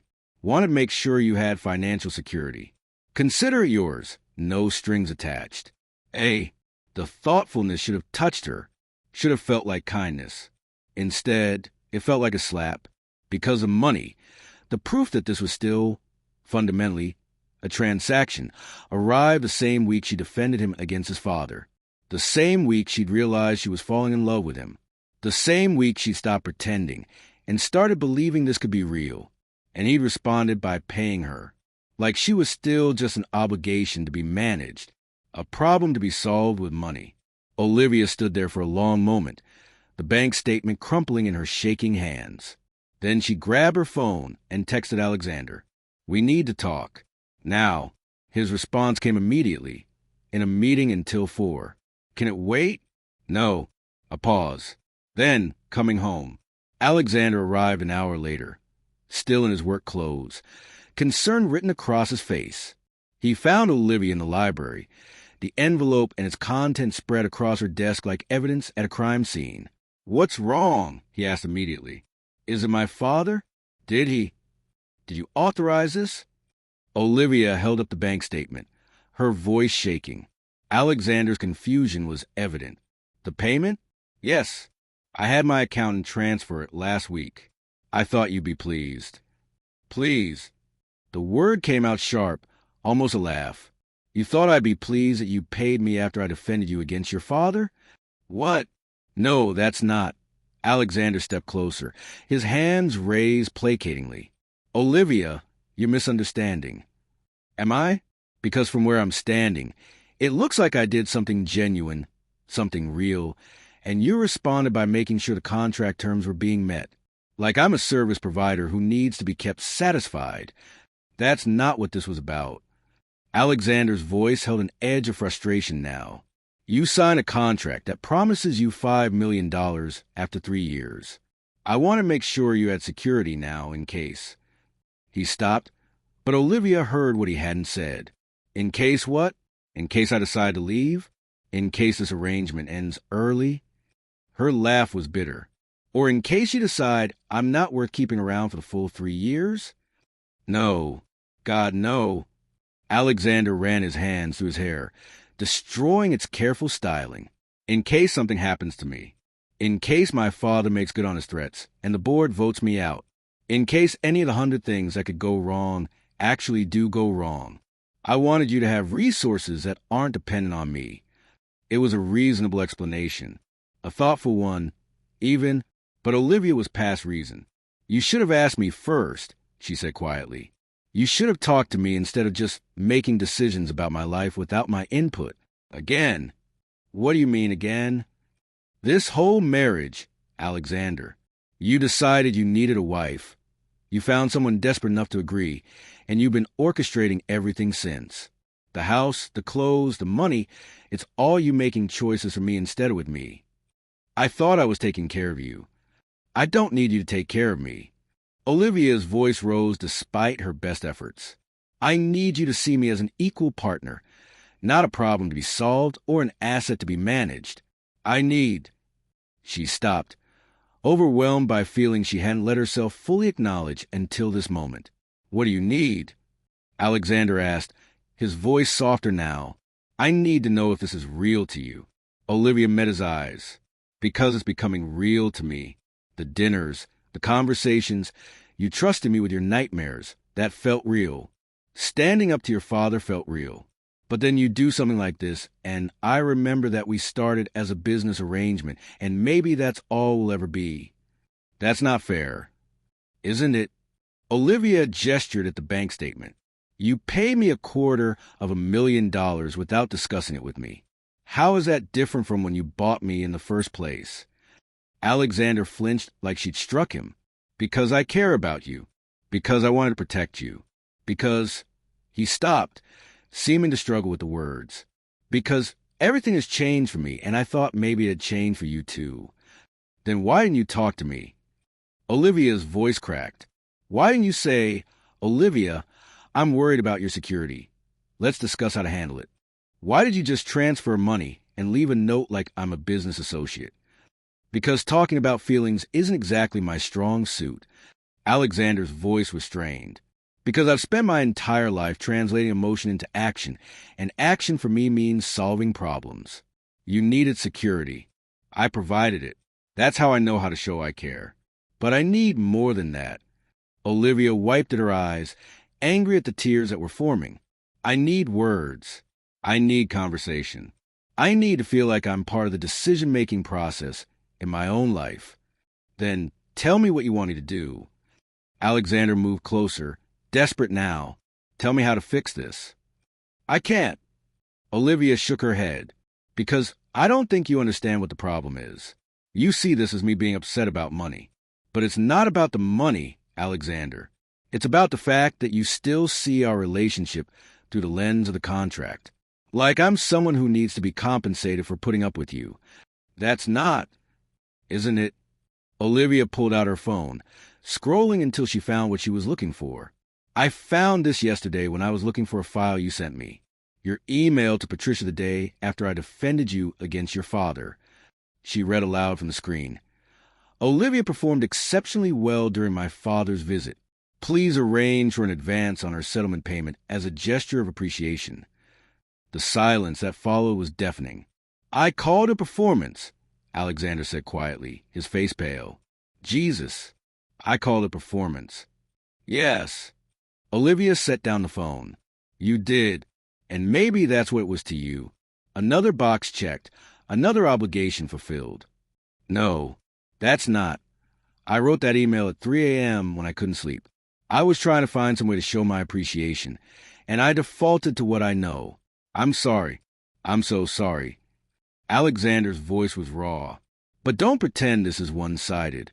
Olivia, don't pretend you weren't thinking about the money too. The accusation hit harder than it should have. What's that supposed to mean? It means you signed the contract just like I did. It means you agreed to this arrangement because you needed the money just as much as I needed a wife. It means we both entered this with mercenary intentions, and maybe neither of us knows how to navigate what is becoming. At least I'm trying to be honest about what I feel. Olivia shot back. At least I'm not hiding behind contracts and payments. You think I'm hiding? Alexander's voice rose. I told you about James. I let you see me at my worst. I stood up to my father for the first time in 20 years because you gave me the courage to do it. How is that hiding? Because you can't say the words. Olivia was shouting now, months of uncertainty and fear pouring out. You can show me through actions, through gestures, through money, but you can't actually tell me what any of this means to you. You can't tell me if I'm still just a desperate girl you bought, or if I become something more. You want words. Alexander stepped closer, his gray eyes stormy with emotion. Fine. You're not just a girl I bought. You're the person who makes this house feel like a home instead of a mausoleum. You're the first person in 20 years to look at me and see something worth defending. You're the reason I've started to believe that maybe I deserve to be happy. His voice broke on the last word. But I don't know how to do this, he continued. I don't know how to be in a relationship that isn't transactional. My parents taught me that love is about leverage and marriages are about appearances. And I'm trying to unlearn that. I swear I am, but I keep getting it wrong. I keep hurting you when all I want is to. He stopped, seeming to realize how much he was revealing. To what? Olivia asked, her voice barely above a whisper. To keep you. The words came out raw and honest. To give you reasons to stay that aren't about the contract or the money or any of it. To be someone worth choosing when the 3 years are up and you're free to leave. The confession hung between them, vulnerable and terrifying. Alexander, I'm falling in love with you. He said it fast, like ripping off a bandage. I don't know when it happened. Maybe it was when you defended me against my father. Maybe it was that night you stayed with me after the nightmare. Maybe it was the first time you looked at me like I was a person instead of a problem. But I am. I'm falling in love with you, and it terrifies me, and I have no idea what to do about it. Olivia's breath caught. This was what she'd wanted.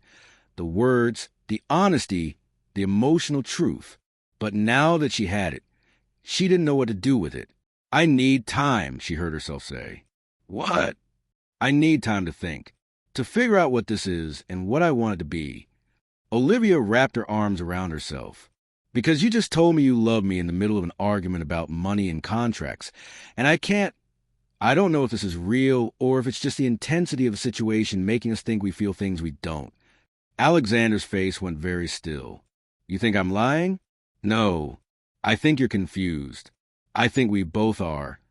Olivia's voice shook. We went from strangers to married in 3 weeks. We've been living in this pressure cooker of your family drama and contractual obligations. How can we know what's real? I know what I feel. Do you? Or do you feel grateful that someone finally stood up for you? Or dependent on me because I'm the first person who's been kind to you in years? Or just scared of being alone? Olivia's eyes burned with tears. Because I don't know the difference anymore. I don't know if what I feel for you is love or Stockholm Syndrome or just a relief of not drowning for the first time in months. Olivia, I'm going to stay at a hotel for a few days. The decision formed as she spoke. I need space to think without you in the next room, without this house around me reminding me of everything we are and aren't to each other. Please don't leave. Alexander's voice cracked. Please, we can work through this. I'm not leaving permanently. I need to breathe. Olivia moved past him to the door, unable to look at his face. I'll be back. I just need time. How much time? I don't know. She made it to the doorway before his voice stopped her. The money, Alexander said quietly. Keep it or give it back or burn it. I don't care. But know that I sent it because I wanted you to have freedom. Not freedom from me, but freedom to choose me. I wanted you to have enough resources that when the 3 years are up, if you stay, it's because you want to, not because you're still trapped. Olivia turned back, and the sight of him, standing in the library he'd built for her, looking utterly broken, nearly destroyed her resolve. I know, she whispered. I know that's what you meant. But you should have trusted me enough to tell me that instead of just doing it. You should have trusted me, period. I'm sorry. So am I. She left then, climbing the stairs to her rooms with tears streaming down her face. She threw clothes into a suitcase without really seeing them, grabbed her laptop and her journal, and was back downstairs in 15 minutes. Alexander stood in the entrance hall, looking like he'd aged a decade in the time she'd been gone. I'm not giving up on us, he said as she reached for the door. I need you to know that. However long you need, whatever you need to figure out, I'm not giving up. Maybe you should, Olivia said, her hand on the doorknob. Maybe we both should. Maybe this was a mistake from the start. I don't believe that. Then you're a better person than I am. She walked out into the cold November evening, into the waiting car she called, and try not to think about the man standing in the doorway watching her leave. Try not to think about how the house had felt like home until 10 minutes ago. Try not to think about how walking away from Alexander Sterling hurt more than any of the reasons she'd stayed. The hotel room was anonymous and cold. Olivia stood at the window looking out at the Manhattan skyline, all those lights representing all those lives, and wondered when exactly she stopped being Olivia Hart and become the kind of person who ran away from feelings instead of facing them. Her phone buzzed. A text from Alexander. I love you. That's the truth, whether you believe it or not. Take all the time you need. I'll be here when you're ready to come home. If you're ready to come home. Olivia read it 3 times, then turned off her phone before she could do something stupid like respond. She needed to think, needed to separate her feelings from the situation, her heart from the contract, her love. Because it was love, she could admit that now, from the fear that it was all built on a foundation of desperation and money. But as she lay in the unfamiliar bed in the unfamiliar room, all she could think about was Alexander standing in the library, raw and honest and terrified, telling her he loved her, and how she'd walked away, how she'd left him alone with his nightmares and his father's ghost and all the wounds she'd been helping him heal, how she'd done exactly what everyone else in his life had always done, abandoned him the moment things got difficult. The realization sat heavy in her chest as sleep refused to come and the city lights blurred through her tears. She wanted him to trust her with words and honesty, but when he'd finally given her both, she'd run. Maybe she was the one who didn't know how to do this after all. Chapter 7. The Choice to Stay. Olivia lasted 3 days in the hotel before she admitted what she'd known all along. Running solved nothing. 3 days of room service and sleepless nights. 3 days of staring at her novel manuscript and seeing Alexander in every word. 3 days of her phone sitting silent on the nightstand because she'd asked for space, and he was respecting it even though it was killing them both. On the morning of the 4th day, Tori Ashford showed up at her door with coffee and determination. How did you know I was here? Olivia asked, accepting the coffee gratefully. Alexander called Jonathan. Jonathan told me. I'm here as a friend, not a messenger. Tori settled onto the hotel room's uncomfortable chair. Though I will say that man is absolutely miserable without you. He told you that? He didn't have to. Jonathan said he's been at the office for 72 hours straight, barely eating, snapping at everyone. Classic Alexander Sterling avoidance behavior. Tori sipped her own coffee. So, want to tell me what happened? Olivia found herself spilling the entire story. The payment, the email, the argument, Alexander's confession, her fear that none of it was real. And now I'm hiding in a hotel room like a coward, she finished, because I don't know how to go back after what I said to him. What did you say? That maybe we should both give up. That maybe this was a mistake from the start. Olivia's voice cracked. I said that right after he told me he was falling in love with me. Tori was quiet for a moment. Can I be brutally honest with you? Please. You're scared. And that's valid. This is scary. You married a stranger, and somewhere along the way he stopped being a stranger and became someone important, someone who could hurt you. Tori leaned forward. But you're punishing him for not being perfect at something neither of you knows how to do. You're both learning how to be in a real relationship, starting from the worst possible foundation. Of course he's going to mess up. Of course he's going to fall to what he knows, which is money and contracts and transactional thinking. But, Tori continued, he's also trying. He told you he loved you. Do you have any idea how hard that must have been for someone like Alexander Sterling? Someone who's been taught his whole life that emotions are weakness. Olivia did know. She'd seen the scars, heard the stories about his father, watched him struggle to articulate feelings he'd spent decades suppressing. I ran, Olivia whispered. He finally opened up to me, and I ran. So go back. Tori's voice was gentle. Go back and tell him the truth, that you're scared, that you don't know how to do this either, but that you want to try. That's all any relationship is, really. Two people who are terrified of getting it wrong, but keep choosing each other anyway.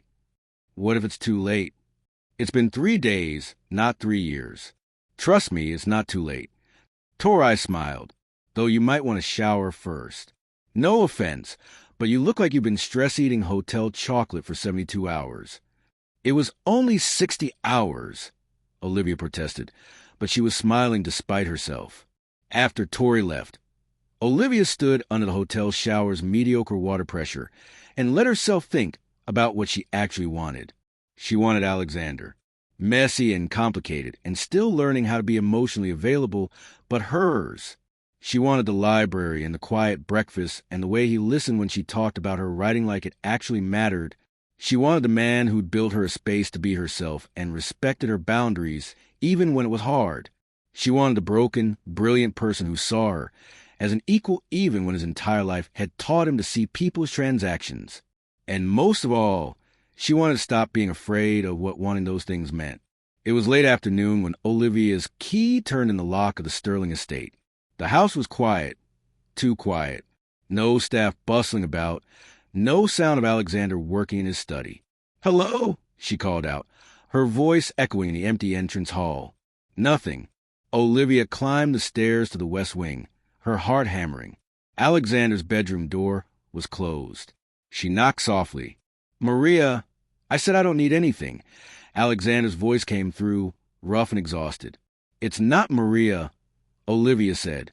Silence. Then footsteps, fast and urgent, and the door flew open. Alexander looked terrible. His shirt was wrinkled, his hair a mess, dark circles under his eyes that suggested he hadn't slept since she'd left. But when he saw her, his expression transformed, hope and fear and desperate relief all at once. "You came back," he said like he couldn't quite believe it. "Can I come in?" He stepped back, and Olivia entered the room where she'd stayed with him during his nightmare. It felt like a lifetime ago instead of 2 weeks. "I'm sorry," they both said at the same time. Despite everything, Olivia laughed. "You first. I'm sorry for the payment." Alexander's words came fast, like he was afraid she'd leave before he could finish. "I'm sorry for the email, for calling your defense of me a performance when it was the most real thing anyone's ever done for me. I'm sorry for defaulting to money instead of conversation. I'm sorry for being so bad at this that I drove you away. Alexander, I'm not done." He ran his hands through his already disheveled hair. "I meant what I said. I'm falling in love with you. Maybe I've been falling since that first dinner, when you called me out for buying you. Maybe it was when you stayed with me during the nightmare. But I know what I feel is real, even if you don't believe it yet." "I believe it," Olivia said quietly. He stopped, stared at her. "You do." "I do, because I feel it too. That's what scared me so much." She moved closer, needing him to understand. "I came into this thinking it was temporary, a business arrangement with an expiration date. I told myself I could survive 3 years with a stranger if it meant financial security. But then you weren't a stranger anymore. You were this brilliant, wounded person who listened when I talked and built me a library and stood up to your father even though it terrified you." "Olivia, let me finish." She took his hand, lacing their fingers together. "I'm sorry, too. I'm sorry for running when you finally gave me the honesty I asked for. I'm sorry for making you feel like your love wasn't enough just because you expressed it imperfectly. And I'm sorry for not admitting the truth sooner." "What truth?" "That I'm falling in love with you, too." The words came easier than she'd expected. "That I stopped thinking about this as a contract and started thinking about it as a choice somewhere along the way. That when I was in that hotel room, all I could think about was coming home to you." Alexander's breath caught. "Home. This is home now. Not because of the contract or the house or any of it. Because you're here." Olivia squeezed his hand. "I'm not saying I have everything figured out. I'm still scared. I still don't entirely trust that this is real. But I want to try. I want to choose you, not because I'm obligated to, but because I can't imagine choosing anyone else. Even though I'm terrible at this. Even though we're both terrible at this." Olivia smiled to the tears that were forming. "We're two people who entered a fake marriage and accidentally made it real. We're going to mess up. We're going to hurt each other. But I'd rather mess up with you than get it right with anyone else." "That's very romantic," Alexander said, but his voice was thick with emotion. "I'm a writer. Romance is literally my job." "Is that what you're going to say in your novel? That love grew out of contract?" "Maybe." Olivia stepped closer, close enough to feel the warmth of him. "Or maybe I'll say that love was the thing we found when we stopped looking at each other as transactions and started seeing each other as people. That consent was reborn as love." Alexander's hand came up to cup her face, his thumb brushing across her cheekbone in that gesture she'd come to recognize as his tell, the sign that he was feeling something he couldn't quite articulate. "I need you to know something," he said quietly. "The money, the house, all of it. I'd give it all up if it meant keeping you. The contract was never supposed to become real. But now that it has, now that I know what it feels like to have you in my life, I can't go back to being alone." "You're not alone anymore," Olivia said. "You have me, really have me. Not the bought version or the contractual version, but the real me who chooses to be here. Even with all my damage, even knowing about my nightmares and my father and all the ways I'm broken." "You're not broken," Olivia corrected, echoing her words from that night. "You're hurt, and hurt things can heal. We can heal each other. How are you so certain?" "Because I love you." The words felt right, felt true. Not the version of you that you think you're supposed to be. Not the CEO or the sterling heir or the replacement for James. Just you, Alexander. The man who builds libraries for his wife and stays up late discussing novels and shakes when he's scared, but does the brave thing anyway. Alexander's eyes were shining with unshed tears. "I don't deserve you." "Probably not," Olivia agreed, "but you're stuck with me anyway." And then she kissed him. Not like at their wedding, that chaste, performative brush of lips that had meant nothing. This was real. This was choosing him with full knowledge of what that choice meant.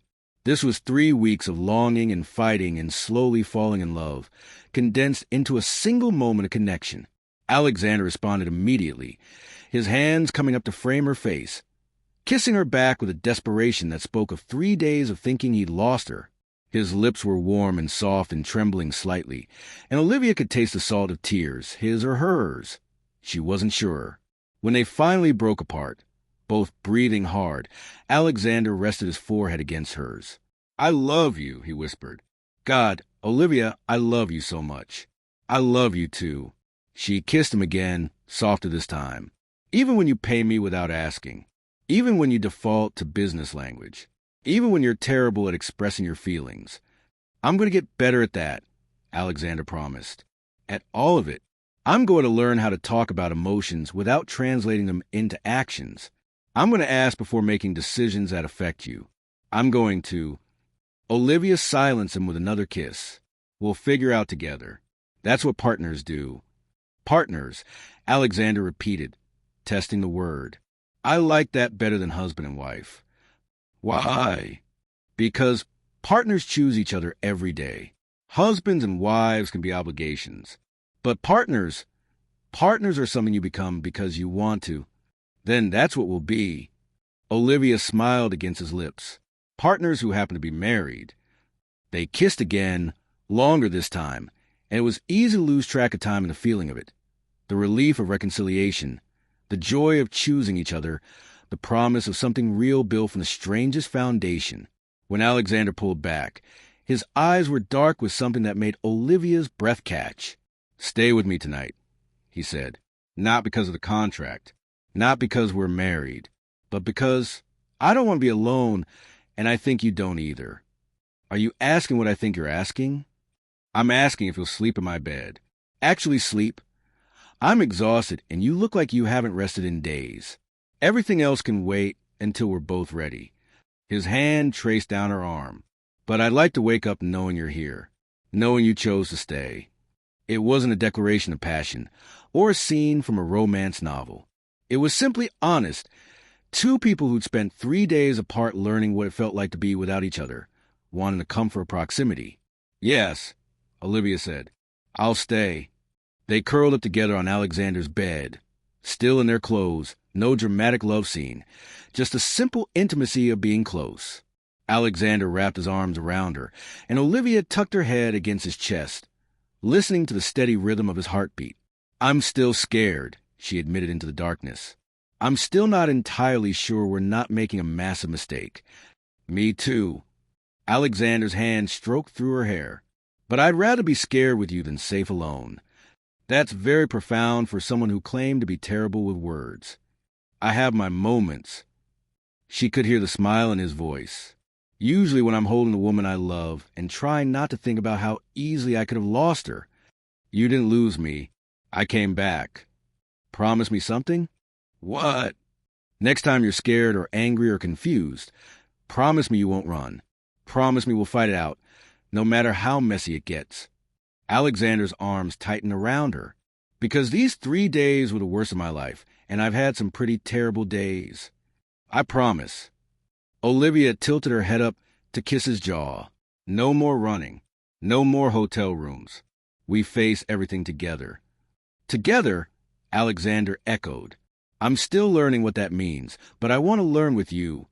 They lay in comfortable silence for a while, holding each other in the darkness. Outside, night had fallen completely over the state. But inside, in this room, they'd found something that felt like peace. Alexander? Olivia said eventually. The money, the $250,000. I'm keeping it. She felt him tense slightly. You are? Yes, but not because you paid me. Because you gave me freedom, real freedom to choose. She propped herself up to look at him. I'm putting it in a savings account. And when the 3 years are up, when the contract technically ends, I'm going to use some of it to publish my novel, the one about the woman who saves her father's bookstore. That sounds perfect. And the rest I'm keeping as security. Not because I don't trust you, but because having my own resources means I'm choosing you freely. Every day, I'm choosing you because I want to, not because I'm financially dependent. She paused. Does that make sense? Perfect sense. Alexander smiled, genuine and warm. You're brilliant, you know that? I'm learning. Olivia settled back against his chest. We both are. They fell asleep like that, wrapped around each other, hearts beating in sync, finally on the same page after weeks of confusion and fear. When Olivia woke in the early morning light, Alexander was still asleep beside her, his face peaceful in a way she'd never seen before. No nightmares had woken him. No demons had chased him through his dreams. Just rest, real rest, earned by honesty and trust, and the choice to be vulnerable with someone who'd chosen to stay. Olivia pressed a kiss to his forehead and whispered, I choose you, today and every day after. His arms tightened around her in sleep, and she knew he'd heard. They'd started as a contract, as two desperate people making a devil's bargain. But somewhere along the way, they'd become something more. They'd become real. They'd become theirs. And that, Olivia thought as the sun rose over their shared home, was worth more than any amount of money. That was worth everything. Chapter 8. Building Something Real. 6 months later, Olivia woke to find Alexander already awake, watching her with that soft expression he wore more often now. The one that said he still couldn't quite believe she was real. Good morning, she murmured, stretching against him. Good morning. He kissed her forehead, then her nose, then her lips, a ritual they developed over months of learning each other's rhythms. Big day today. Terrifying day, Olivia corrected. Today was the day she'd find out if anyone wanted to publish her novel. 3 agents had requested the full manuscript after she'd sent out queries last month, and the first responses were due this week.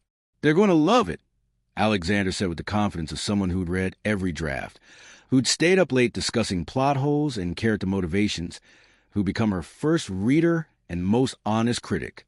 You're biased. Absolutely. He grinned. But I'm also right. The bookstore at the end of the world is brilliant, and any agent who can't see that is an idiot. Olivia laughed despite her nerves. That's not actually the title. It should be much more dramatic than the last page. They've been doing this for months now. The easy banter, the comfortable intimacy, the slow construction of a life that felt nothing like the contract they'd signed. It hadn't been easy. They'd had fights and misunderstandings and moments where old patterns reasserted themselves. But they'd also learned to talk to the hard things, to choose honesty over avoidance, to build something real from their imperfect foundation. The nightmares still came sometimes, but now Alexander woke to find Olivia already there, holding him through the worst of it. The board meeting still happened, but now Alexander came home and told her everything, the victories and the setbacks, treating her like the partner she'd become rather than a secret he had to keep. They were learning. Together. I have a meeting at 11, Alexander said, sitting up and reaching for his phone. The board's final decision on the merger. Olivia sat up too, suddenly alert. The merger had been dragging on for 8 months, ever since Richard Sterling had made good on his threats to poison the board against Alexander. Some members questioned whether Alexander's hasty marriage indicated poor judgment. Others wondered if he had the ruthlessness necessary to lead Sterling Industries. For months, Alexander had been proving himself through actions rather than words, renegotiating contracts, streamlining operations, turning what his father had built into something more ethical and sustainable. But it had come at a cost. What are they deciding? Olivia asked, though she already knew. They'd talked about it late into the night, weighing options and consequences. Whether to move forward with the merger as I've structured it, or whether to accept Cordova Industries' counteroffer. Alexander's jaw tightened. My version protects our workers, maintains our ethical standards, and takes a smaller profit margin. Cordova's version cuts 1,500 jobs and prioritizes shareholder value above everything else. And if the board chooses Cordova's version, then I walk away. Alexander met her eyes. I already told them. I won't be part of a decision that destroys people's livelihoods for a better profit margin. If that's what they want, they can find a CEO who's willing to be that ruthless. Your father... My father built a company that treated people like numbers on a spreadsheet. I'm trying to build something different. His voice was steady, certain. Something James would have been proud of. Olivia took his hand. I'm proud of you. Even if I lose everything, you won't lose everything. You'll lose a company, but you'll keep your integrity. And you'll keep me. She squeezed his fingers.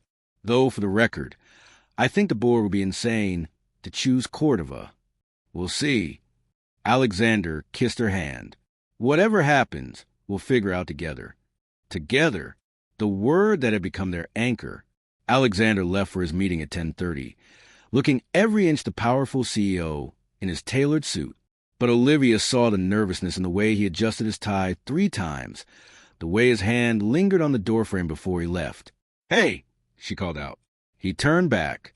I love you, Olivia said, regardless of what happens today. His smile was worth everything. I love you too. After he left, Olivia tried to work on her next novel, a romance, naturally, about 2 people who'd started as enemies and become something more. But she couldn't concentrate. Today felt weighted with possibility and danger in equal measure. At 11:47, her phone rang. An unknown number. Hello, is this Olivia Sterling? A woman's voice, professional and warm. Yes. This is Jennifer Chun from the Marlowe Literary Agency. I'm calling about your manuscript, the last page. Olivia's heart stopped. Yes. I loved it. The emotional depth, the character development, the way you handle grief and hope in equal measure. It's exactly what I look for in women's fiction. I'd love to offer you representation. The words didn't seem real. Olivia sat down before her knees could give out. Really? Jennifer laughed. Really? I think we can sell this. Olivia, I think readers are going to fall in love with your characters the same way I did. They talked for another 20 minutes about revisions and submission strategy and the business of publishing. When Olivia hung up, she was shaking with adrenaline and disbelief. She had an agent, her novel, the story she'd written in stolen moments between her old life and her new one, was going to be published. She grabbed her phone to text Alexander, then stopped. He was in the meeting that would determine his future, and the futures of 1,500 workers. Her news could wait. Alexander came home at 3 o'clock, his face unreadable. Olivia met him at the door, her heart in her throat.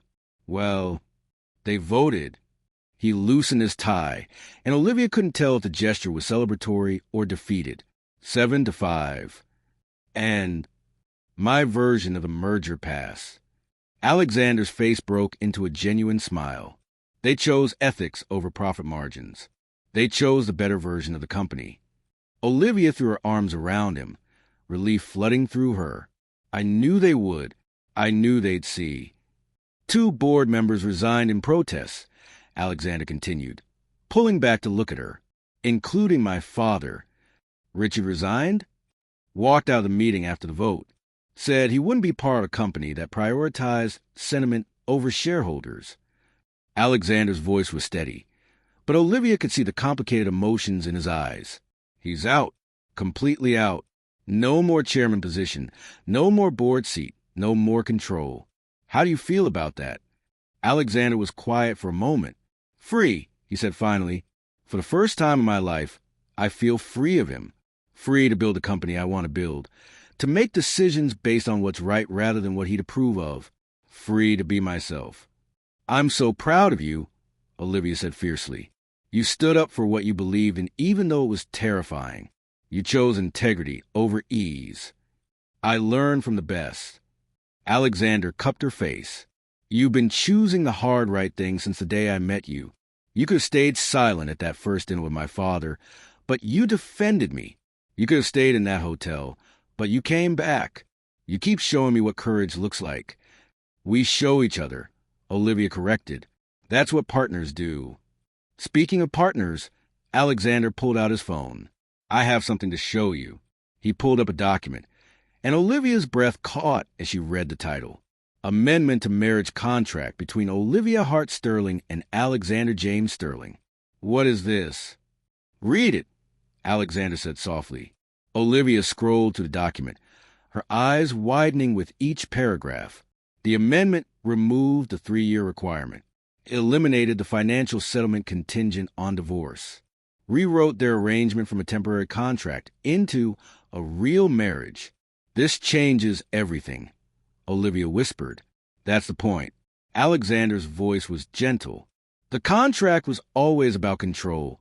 My father's control over me, my control over my circumstances. But we're past that now. I don't want you to stay because of money or obligations or anything except the fact that you choose to. Alexander, if you sign this amendment, the old contract is void. No more countdown to freedom. No more settlement payment hanging over us. Just two people who are married because they want to be. He paused. But you don't have to sign it. If you want to keep the original terms, if you want that exit clause and that security, I understand. I just needed you to know that I don't need the contract anymore. I just need you. Olivia's eyes were swimming with tears. You'd really let me keep the original contract? Even though it means I could leave in 2.5 years. Even though... Alexander's thumb brushed away a tear from her cheek. Because I love you enough to want you to have the choice. Really have it. Without conditions or pressure or any of it. You're an idiot, Olivia said, but she was smiling. What? An idiot? A beautiful, generous, completely ridiculous idiot. She kissed him. Because of course I'll sign it. Of course I want this to be real. I stopped thinking of this marriage as temporary months ago. You did. The night I came back from a hotel. The moment I realized home wasn't a place. It was you. Olivia took the phone from him, scrolling to the signature line. Do you have a pen? Use your finger. It's a digital signature. She signed quickly before she could overthink it. Olivia Catherine Sterling, without hesitation or fear. Done, she said. Now we're really married. No contract, no countdown, no escape clause. Just us. Alexander pulled her close, and Olivia could feel him shaking slightly. Just us, he repeated. God, I love the sound of that.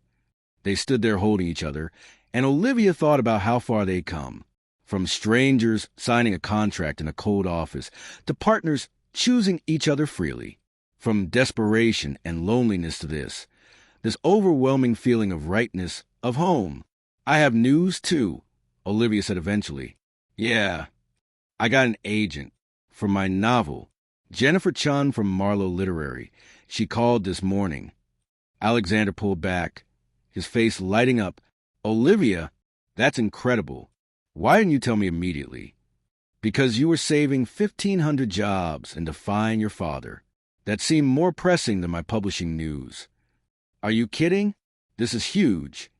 He lifted her off her feet, spinning her around in a gesture so spontaneous and joyful that Olivia couldn't help laughing. You're going to be a published author. Maybe. She still has to sell it to publishers. She will. They'd be fools not to buy it. Alexander set her down, but kept his arms around her. We should celebrate. Both of us. Dinner at that Italian place you love? Champagne? Making out like teenagers? All the above. Olivia agreed. But first, I want to do something. What? She led him to the library. Their library now, filled with her books alongside his, her writing desk beside his reading chair, a physical manifestation of their merged lives. Remember when you gave me this journal? Olivia pulled out the leather-bound book he'd left for her that first day. I've been writing in it all along. Notes about us, about this strange journey we've been on. Can I read it? Eventually. But first, she opened to a blank page and wrote, Today we chose each other. Really chose each other. No contract, no obligations, just love. Today, Alexander defied his father's ghost and built something better. Today, I took the first step toward my dream. Today, we became real. She signed it, then handed the pen to Alexander. He stared at the page, then added below her words. Today, I learned that freedom isn't about escaping obligations. It's about choosing the right ones. Today, I married Olivia Sterling all over again. This time for love. They sat together in the library as afternoon light slanted through the windows, and Olivia thought about how perfect this moment was. Not perfect like a romance novel, messy and complicated and built on a foundation of mistakes and growth, but perfect in its honesty, in its hard-won joy. Do you ever regret it? Alexander asked quietly. Signing the original contract? Marrying me? Never, Olivia said without hesitation. Not even when I was angry or scared or confused. Because even the hard parts led us here. Here, Alexander echoed, to a library full of books and dreams. To a marriage we chose instead of one we were forced into. To becoming people we actually like instead of the people we thought we had to be. Exactly. Olivia leaned against him. Though I should probably tell you, the novel I'm working on now, it's loosely based on us. Should I be worried? Only if you're concerned about being portrayed as a brooding billionaire who's terrible with emotions, but learns to love for the power of a feisty heroine who challenges everything he thinks he knows about himself. Alexander laughed. That's actually pretty accurate. I'm a writer. Accuracy is my job. What are you calling it? I'm thinking The Purchased Bride. Alexander raised an eyebrow. Subtle. Hey, I changed your name. You're Dominic in the novel. Very mysterious and not at all like Alexander. How generous of you. They talked for another hour.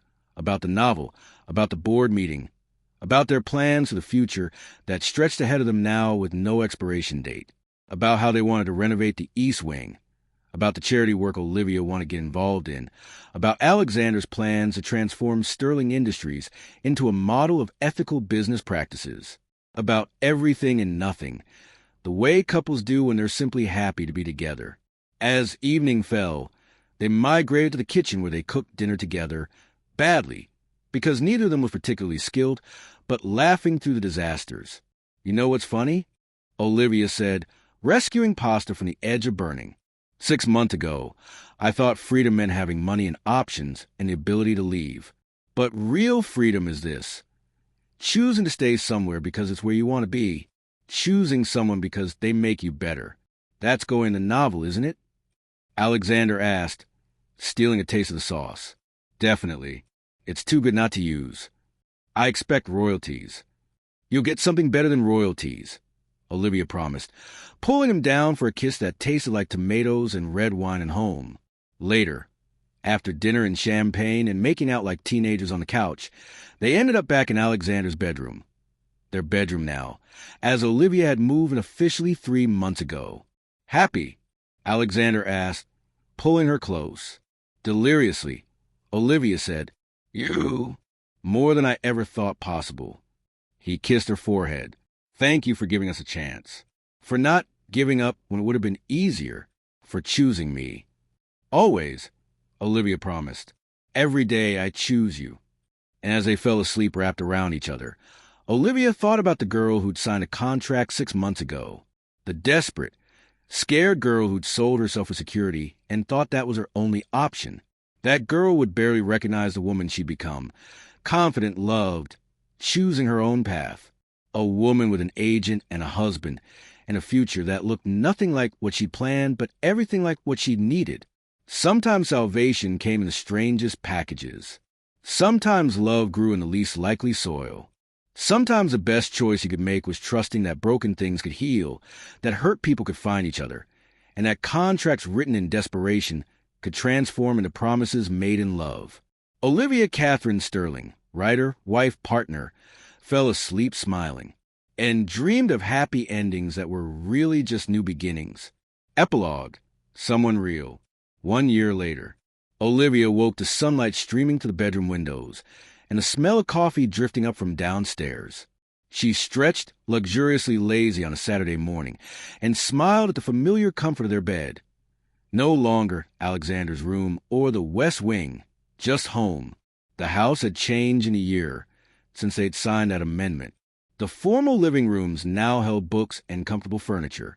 The dining room hosted weekly dinners with Tori and Jonathan, with Natalie and her new girlfriend, with Maria, and the staff who become friends rather than employees.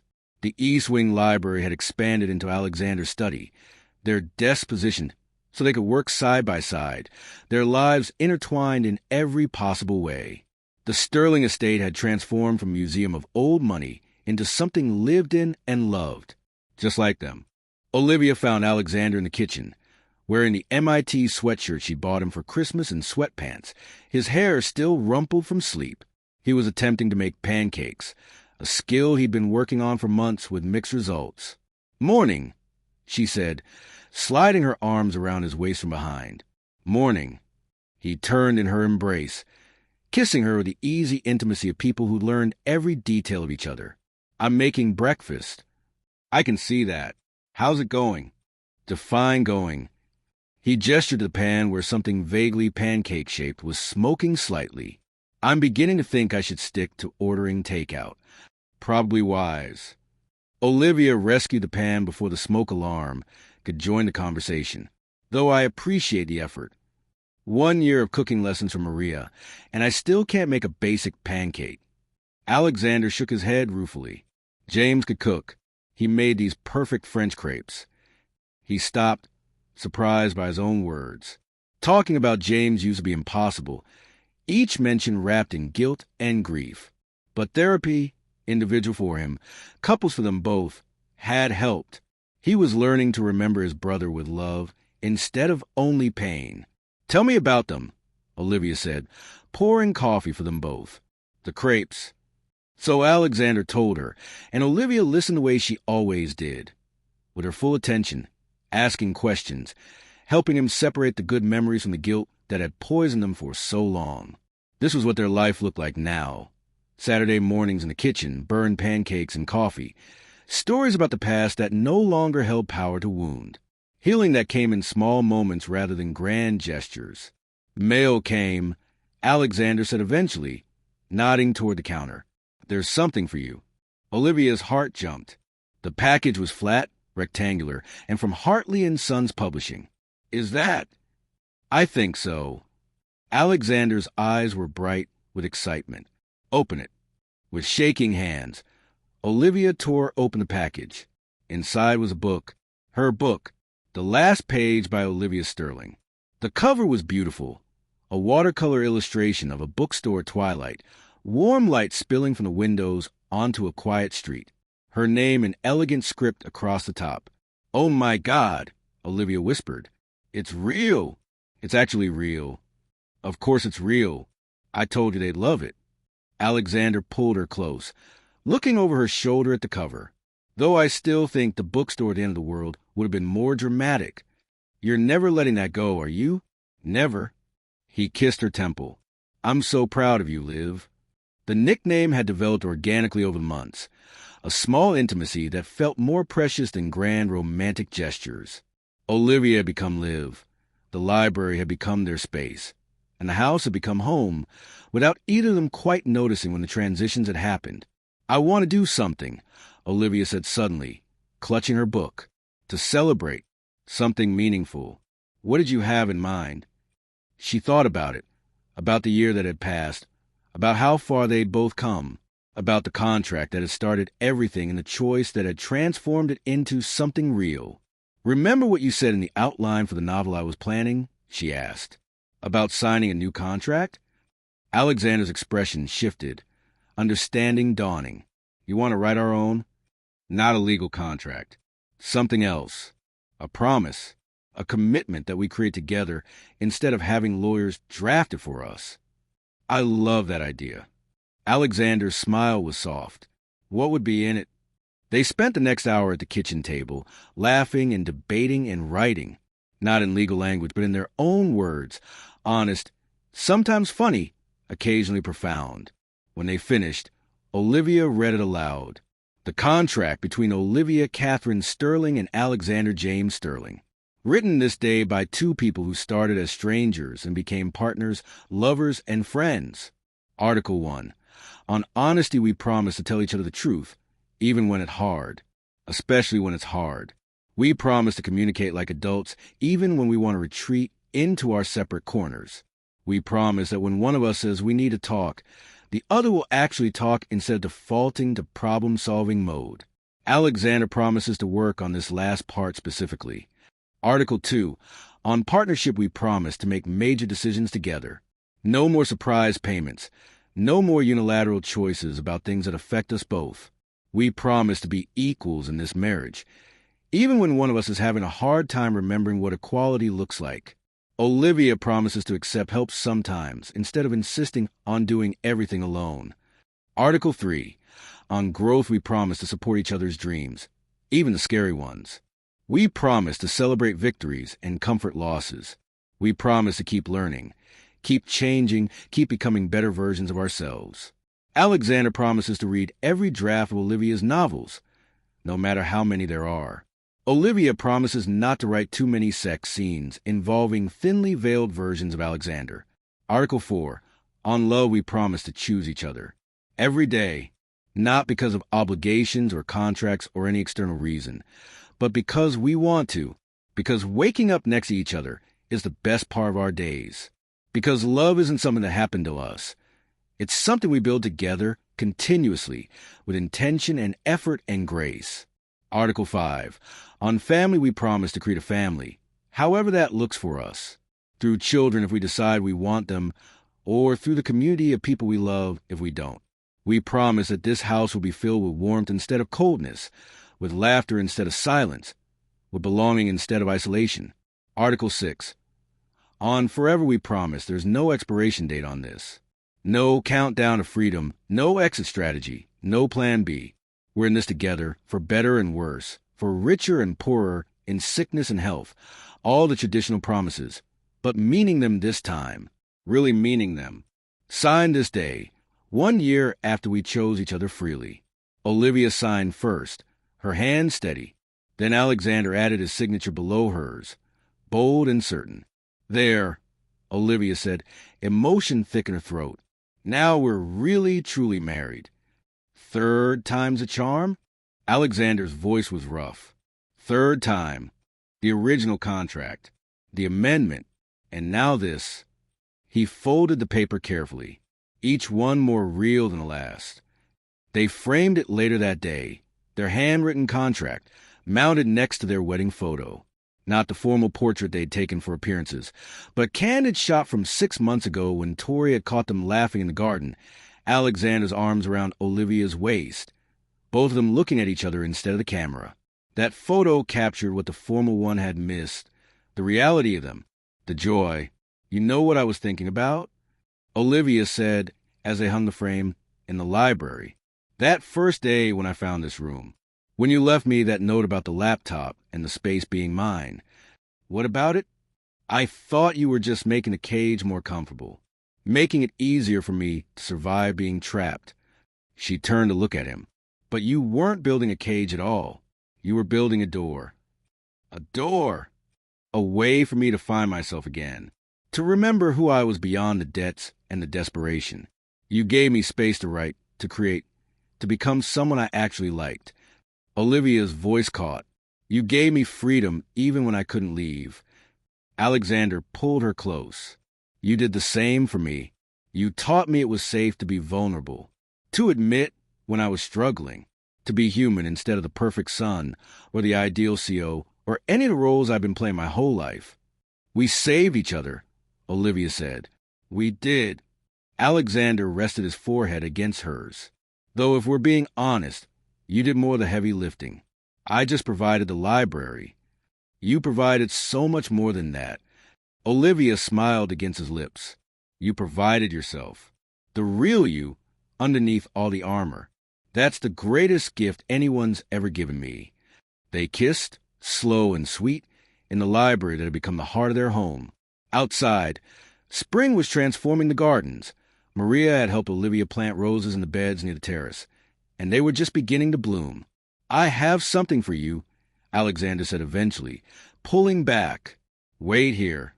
He disappeared into his study, the one room that was still primarily his, though Olivia had colonized it with her books and coffee mugs, and returned with a manuscript box.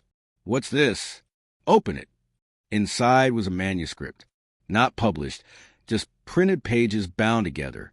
The title page read, Someone Real by Alexander J. Sterling. Olivia looked up, stunned. You wrote something? I've been working on it for months. It's not fiction. I'm not talented like you. But it's a memoir, I guess, about growing up Sterling, about James, about learning to live with grief and guilt, about finding you. He looked almost nervous. I know it's probably terrible. It's not terrible. Olivia was already reading the first page, her eyes filling with tears at the raw honesty of his words. Alexander, this is beautiful. You haven't read it yet. I don't need to. I can tell from the first paragraph. She looked at him, overwhelmed. When did you write this? How did I not know? Late nights when you were already asleep. Early mornings before you woke up. I wanted to surprise you. He ran a hand through his hair, self-conscious. You've been so brave, putting your story out into the world. I wanted to be brave, too. To tell my story, even if no one ever reads it except you. Can I read it now? It's 300 pages. I don't care. I want to read it. Olivia pulled him down onto the couch. Read it with me. Out loud. The way we used to read your favorite books together when we were first learning each other. So they did. Curled up together in the library while spring afternoon turned to evening, Alexander read his story aloud. His voice catching sometimes on the hard parts, Olivia's hand steady in his. He'd written about James with love and honesty, about his father with painful clarity, about the night Olivia had defended him at dinner and how it had changed everything, about learning that being loved didn't mean being perfect, about becoming someone real instead of someone's expectation. The last chapter was titled Someone Real, and it made Olivia cry. For 32 years, I was whoever people needed me to be, Alexander read. The replacement son, the obedient heir, the cold businessman, the perfect Sterling. I wore masks so I forgot there was a face underneath. And then Olivia happened. She didn't want the masks, didn't need the performance. She wanted the broken parts, the scared parts, the parts of me I'd spent decades hiding. She wanted someone real. And in wanting that, in seeing that in me, she helped me become it. He closed the manuscript, his voice thick with emotion. That's the end. It's perfect, Olivia whispered. You're perfect. I'm really not. No, you're not. Neither am I. But we're perfect for each other. She kissed him. And this, what you wrote, is incredible. You should think about publishing it. Maybe. Alexander set the manuscript aside. But right now it's just for us. My story to your story. My truth to your truth. They sat in comfortable silence, holding each other as the last light faded from the windows. In the years since they'd chosen each other freely, they'd built something neither of them had thought possible. A marriage that was real, a home that was warm, a love that grew stronger through honesty instead of despite it. Hey, Olivia said eventually, remember what you told me that first night? In your office when I signed the contract. Which part? You said you needed control. That everything you'd done was about trying to control your life after losing control when James died. I remember. Alexander's arms tightened around her. Why? Because I was thinking, real love is the opposite control. It's trust. It's vulnerability. It's choosing to let someone see you completely and trusting they won't use it against you. Olivia turned to face him. You learned to let go of control. That's how you became free. We both did, Alexander corrected. You learned to trust again after your father's debts taught you that trusting people meant getting hurt. We both learned together. Together, Olivia echoed. Their word. Their anchor. Later, they made dinner.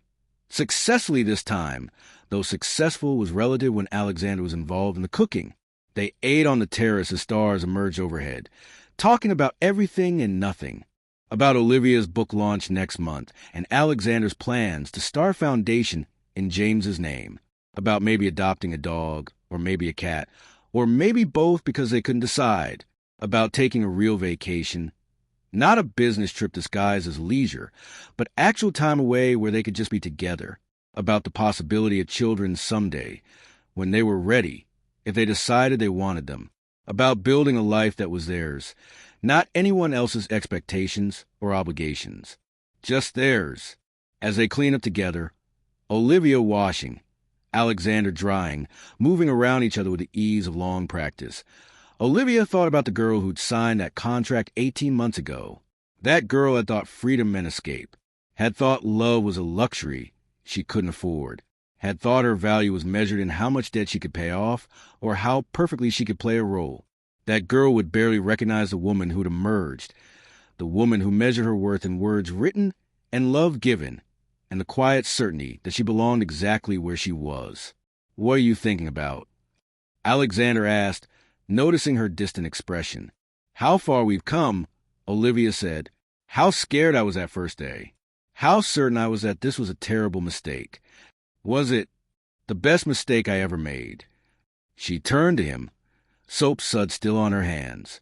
Marrying you is supposed to be a sacrifice, a necessary evil to save my father's legacy. But it turned out to be the thing that saved me. You saved yourself, Alexander corrected. I just provided the library. Stop underselling your contributions. Olivia flicked soap at him. You provided safety, space, respect, patience, and eventually love. That's not nothing. Fair. He pulled her close despite her wet hands.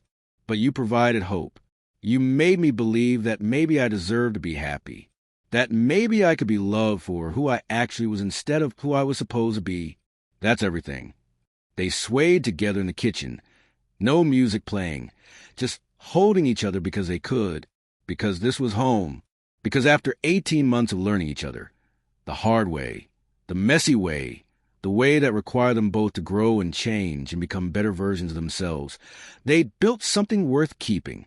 I love you, Olivia said. Not because of the contract. Not because I'm supposed to. But because you're you. Because you make terrible pancakes and read my drafts and stand up to your father and let me see you fall apart, and somehow that makes me love you more. I love you too. Alexander's voice was soft, reverent. Every impossible, wonderful part of you. Thank you for taking a chance on me. On us. Best investment I ever made. That's very romantic. I'm a published author now. Romance is literally my brand. They laughed, and it echoed through the house, a house that was no longer cold or empty or silent, a house that had become home through love and effort and the choice to keep choosing each other. Later, as they got ready for bed, Olivia caught sight of the reflections in the bathroom mirror, Alexander brushing his teeth while she braided her hair, domestic and ordinary and perfect. We made it, she said, meeting his eyes in the mirror. He rinsed, turned to her. Made what? This. Us. A real marriage from fake beginnings. Love from a contract. Home from a transaction. Olivia smiled. We made something beautiful from something broken. We did. Alexander pulled her close, and they stood there in the bathroom doorway, watching their reflections. Two people who'd found each other in the strangest way and somehow made it work. Though I'd argue it was never entirely fake. There was always something real underneath, waiting for us to be brave enough to find it. Maybe, Olivia allowed, or maybe we created something real through choosing it. through working for it, through deciding that we deserve to be happy, even though we started in the worst possible way. Both, Alexander decided. It was both. They climbed into bed, their bed in their room in their home, and Olivia thought about how different this moment was from that first wedding night. Then, they'd been strangers navigating an arrangement. Now, they were partners navigating a life they'd built together. Alexander, Olivia said into the darkness. I'm glad you bought me. He tensed. Olivia, no, I mean it. I'm glad you were desperate enough to propose that insane contract, and I was desperate enough to sign it. Because if you hadn't, we never would have met. We never would have found each other. And I can't imagine my life without you in it now. Alexander was quiet for a moment. Then, I'm glad too. Even though the way we started was wrong, what we became is right. More right than anything else in my life. Promise me something? Anything. Promise me that 50 years from now, when we're old and gray and probably still arguing about whether your pancakes have improved, we'll remember this moment. We'll remember how we built something real from something fake. How we chose each other when we didn't have to. I promise. Alexander pulled her closer. Though for the record, my pancakes are definitely going to improve in 50 years. Keep telling yourself that. They fell asleep tangled together, breathing in sync, hearts beating in harmony. Two people who'd started as a contract and became a love story. Two people who'd been purchased and sold and somehow found freedom in each other. Two people who'd proven that the strangest beginnings could lead to the most beautiful endings. Or rather, not endings, beginnings. Because this life they'd built, this love they'd chosen, this home they created, wasn't an ending at all. It was just the start, the end.